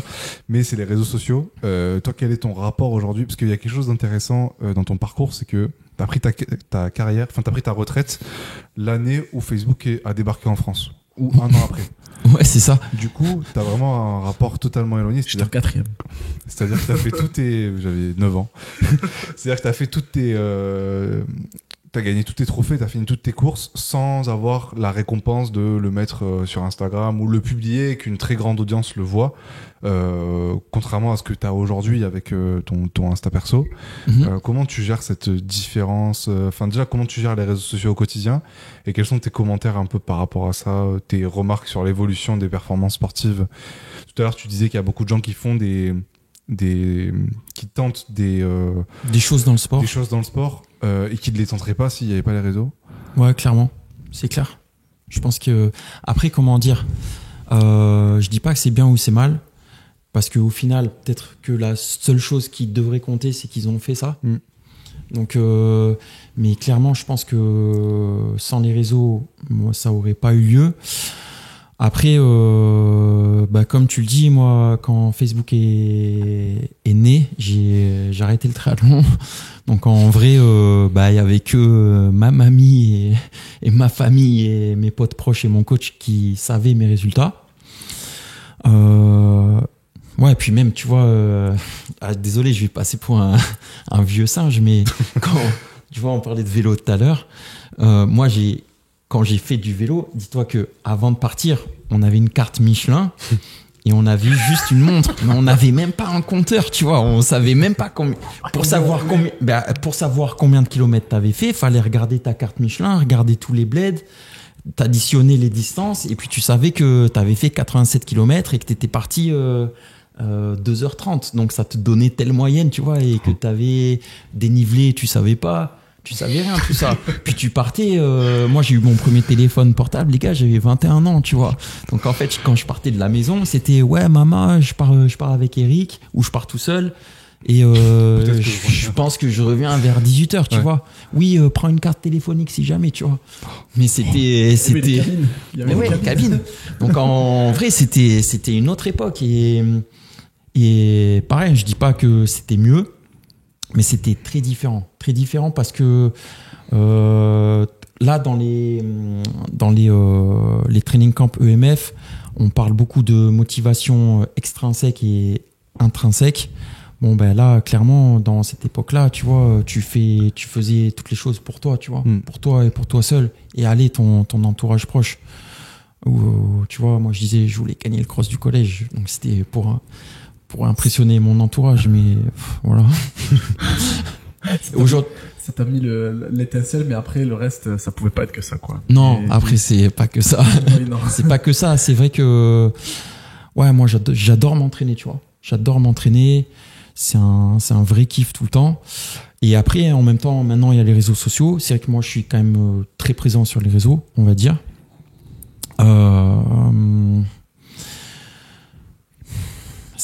Ça peut être un outil, il faut juste en faire le bon usage, tu vois. Le bon usage, il faut trouver. Puis le bon usage, ça peut fluctuer dans le temps, tu vois. Il faut faire avant tout les choses pour soi, savoir prendre du recul parfois. Et ouais, vraiment, c'est l'usage d'un outil. Tu vois, par exemple, un tournevis, tu peux planter quelqu'un avec un tournevis. Mais à la base, c'est fait pour monter des meubles. Moi aussi, je parlais de marteau quand on a fait le podcast sur les réseaux sociaux. Tu vois, mais je savais pas. C'est un moment d'inspiration. Monsieur bricolage. Non, mais en gros, ça peut être les réseaux sociaux, ça peut être un outil formidable d'échange. Ça peut être aussi quelque chose qui peut te motiver, mais ça peut parfois te démotiver, te mettre le doute. Et nous, on est resté en contact grâce aux réseaux sociaux. Ouais, puis c'est ça aussi les côtés cool, c'est que des fois tu vois pas un pote pendant 5 ans, mais tu sais qu'il est quand même parti en vacances à tel endroit. Donc ça, en fait, ça te permet quand tu catch up avec lui, de savoir un petit peu ce qu'il a fait. Donc ça peut être super cool. Mais si c'est pour te dire ouah non mais tel gars il a fait telle séance, moi j'y arrive pas et tout, faut prendre le recul. Et moi j'avais déjà dit, c'est vrai que je suis très peu de crossfitters sur les réseaux. Franchement, je pense que j'en suis 5. Des gars de ma caté, je les suis pas parce que, et peut-être c'est un aveu de faiblesse, mais parce que je pense que si je les voyais tous les jours sur Insta à snatcher des barres que moi je snatcherais très probablement jamais, je sais que ça va m'attaquer, tu vois, psychologiquement. Peut-être il y en a, ils arrivent à voir et ils sont tellement confiants en eux que ça les atteint pas. Moi, je sais que j'ai pas cette sagesse-là ou j'ai pas ce recul-là et puis j'aurais du mal à l'avoir. Donc, je préfère, c'est presque la politique de l'autruche, c'est se dire ce que je ne vois pas n'existe pas. Mais au moins, je sais que, voilà, ça m'attaque pas et puis je verrai le jour, du throwdown, je sais qu'ils sont plus forts que moi, et puis voilà, c'est comme ça. Oui, voilà, mais même en plus, moi je pense pas que ce soit une mauvaise chose parce que imaginons t'as une séance de snatch prévue et tu vois après sur les réseaux un concurrent qui a fait tant, toi tu vas te dire il a fait tant, je vais essayer de faire tant, et tu vas oublier les vraies consignes qui ont été mises dans ta séance ou la progression que t'as faite de semaine en semaine, parce que bon, tu gagnes pas 5 kilos snatch en une séance, c'est un enchaînement de séances où à chaque séance t'as mis en place une consigne, essayé de travailler sur quelque chose, etc. Et le fait de regarder les autres, en fait tu l'oublies, et du coup ton attention elle est plus sur toi, elle est sur les autres, et avec les réseaux c'est beaucoup plus facile de tomber dans la motivation extrinsèque parce que tu vois tout le monde faire plein de choses et montrer les meilleurs côtés de leur vie, et tomber dans ça aussi de perdre son attention sur soi en fait. Non, puis c'est un espèce de voyeurisme assez bizarre parce que en fait tu te retrouves toujours à regarder du contenu mais à le regarder à travers ce que toi tu fais, et à te dire ok, est-ce que je suis mieux ou moins bien que ça, sauf qu'en fait on le sait très bien, dans le crossfit il y a toujours des phases, il y a des phases où t'es moins fort et plus endurant, des phases où t'as un meilleur crossfit mais t'es moins bon sur un truc monostructurel, où t'es moins bon sur de la force mais par contre en mode tu vas tuer tout le monde, et du coup t'es tout le temps en train de faire ça, de te comparer sans arrêt.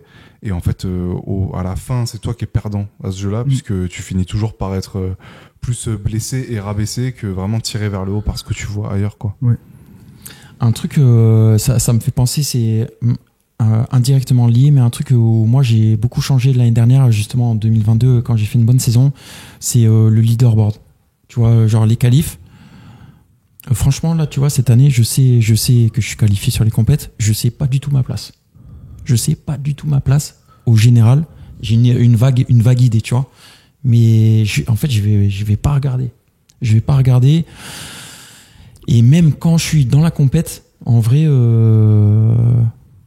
je regarde plus le leaderboard quand je suis dans la compète. Très très peu. De toute façon, t'as tout le monde quelqu'un qui te dit où t'es. Mais c'est vrai que là, depuis 1 an et demi, tu prends les WOD les uns après les autres, quoi. Je prends les WOD les uns après les autres. Et après, tu vois, les qualifs, c'est un indicateur. Mais voilà, ça veut bien dire ce que ça veut dire. C'est juste un indicateur. Ah, mais t'as pas de 5 km run au qualif, t'as pas de 10 Non, alors qualif, tu vois, effectivement, si t'as un max lift, tu peux voir que t'as tant de gars qui liftent tant plus que toi, tu vois. Mais après, sur les WOD, moi, je prends beaucoup de recul. Par exemple, si je prends mon cas à moi, il y a plusieurs compètes, des qualifs de compète. Franchement, je les ai fait en fin de séance, après avoir fait des grosses séances. Des fois, j'ai fait 2 qualifs consécutifs l'une sur l'autre. Je veux dire 2 WOD. Par exemple, Battle of the Crown. J'ai fait, il y a des WOD, j'ai fait le WOD 1, j'ai pris 15 minutes, j'ai fait le WOD 2 parce que j'avais pas le temps. Et je les ai fait en fin de séance. Donc en gros, si quelqu'un, tu regardes mon résultat et tu me juges ou t'estimes mon niveau par rapport à ça, tu seras à côté de la plaque. Et à l'inverse, sur les qualifs des French, il y a 2 WOD que j'ai fait 2 fois. Et franchement, quand j'ai fait la 2e fois, tu peux être sûr que j'avais pas une seule rep de plus dans le sac et que j'ai évolué à mon meilleur niveau.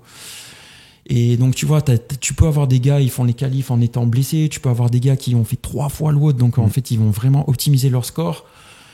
Donc, en gros, il faut pas que tu te dises j'ai fait 10e de la qualif. Donc, quand je vais arriver sur la compète, il faut que je fasse vers la 10e place. Puis tous ces WOD, ils sont faits, réalisés dans le confort de ta box à toi. Mais qui dit que tu feras la même barre après 2 WOD en compétition, ou qui dit que tu performeras de la même manière avec un concurrent à droite, un concurrent à gauche. T'auras un juge, t'auras le stress, t'auras le 4e WOD de la journée. Peut-être les 4 heures de route ou de déplacement la veille, tu vas pas dormir, plein de trucs. Il fera peut-être 35 degrés. Il fera chaud, enfin il y a 30 000 paramètres, donc et ça c'est vrai que sur ce point j'ai progressé, parce que il y a 2-3 saisons en arrière j'aurais été du genre à regarder le leaderboard tous les jours. Franchement j'avoue, il n'y a pas de souci. Toutes les heures. Pas toutes les heures, mais tous les jours, ouais. Est-ce qu'il y a un nouveau score et tout. Toutes les heures. Pendant les Open, c'est un rituel. Ah ouais. Non mais pendant les compètes, entre leurs WOD, ils ont 2 heures. Pendant 2 heures, ils vont rafraîchir le leaderboard. Oui. Après, t'as envie de voir où t'as fini au WOD aussi, tu vois. Ouais. C'est bon, c'est assez stressant. Ouais. Pourquoi tu te rajoutes ça? On va clôturer. Je pense qu'on peut clôturer. Merci à toi, Pierre. Merci les gars. D'avoir reçu. Merci à vous, ceux qui écoutent le podcast. Jusqu'à la fin, jusqu'au 1h48. Jusqu'au 1h48. Ouais. Et puis, épisode numéro 3. Et puis le prochain, on sait pas encore ce que ça sera. Ni avec qui ce sera, mais n'hésitez pas en tout cas à nous donner des sujets quand on met des stories, à nous donner des inspirations ou des questions ou quoi que ce soit. Franchement, c'est toujours cool, ça nous donne des axes à développer. Et puis pouce et cloche aussi. Ouais, n'oubliez pas. De quoi tu parles? Bon, voilà, le mot de la fin. Ouais, voilà. Bon, merci à tous, puis à la prochaine. À la prochaine. Ciao.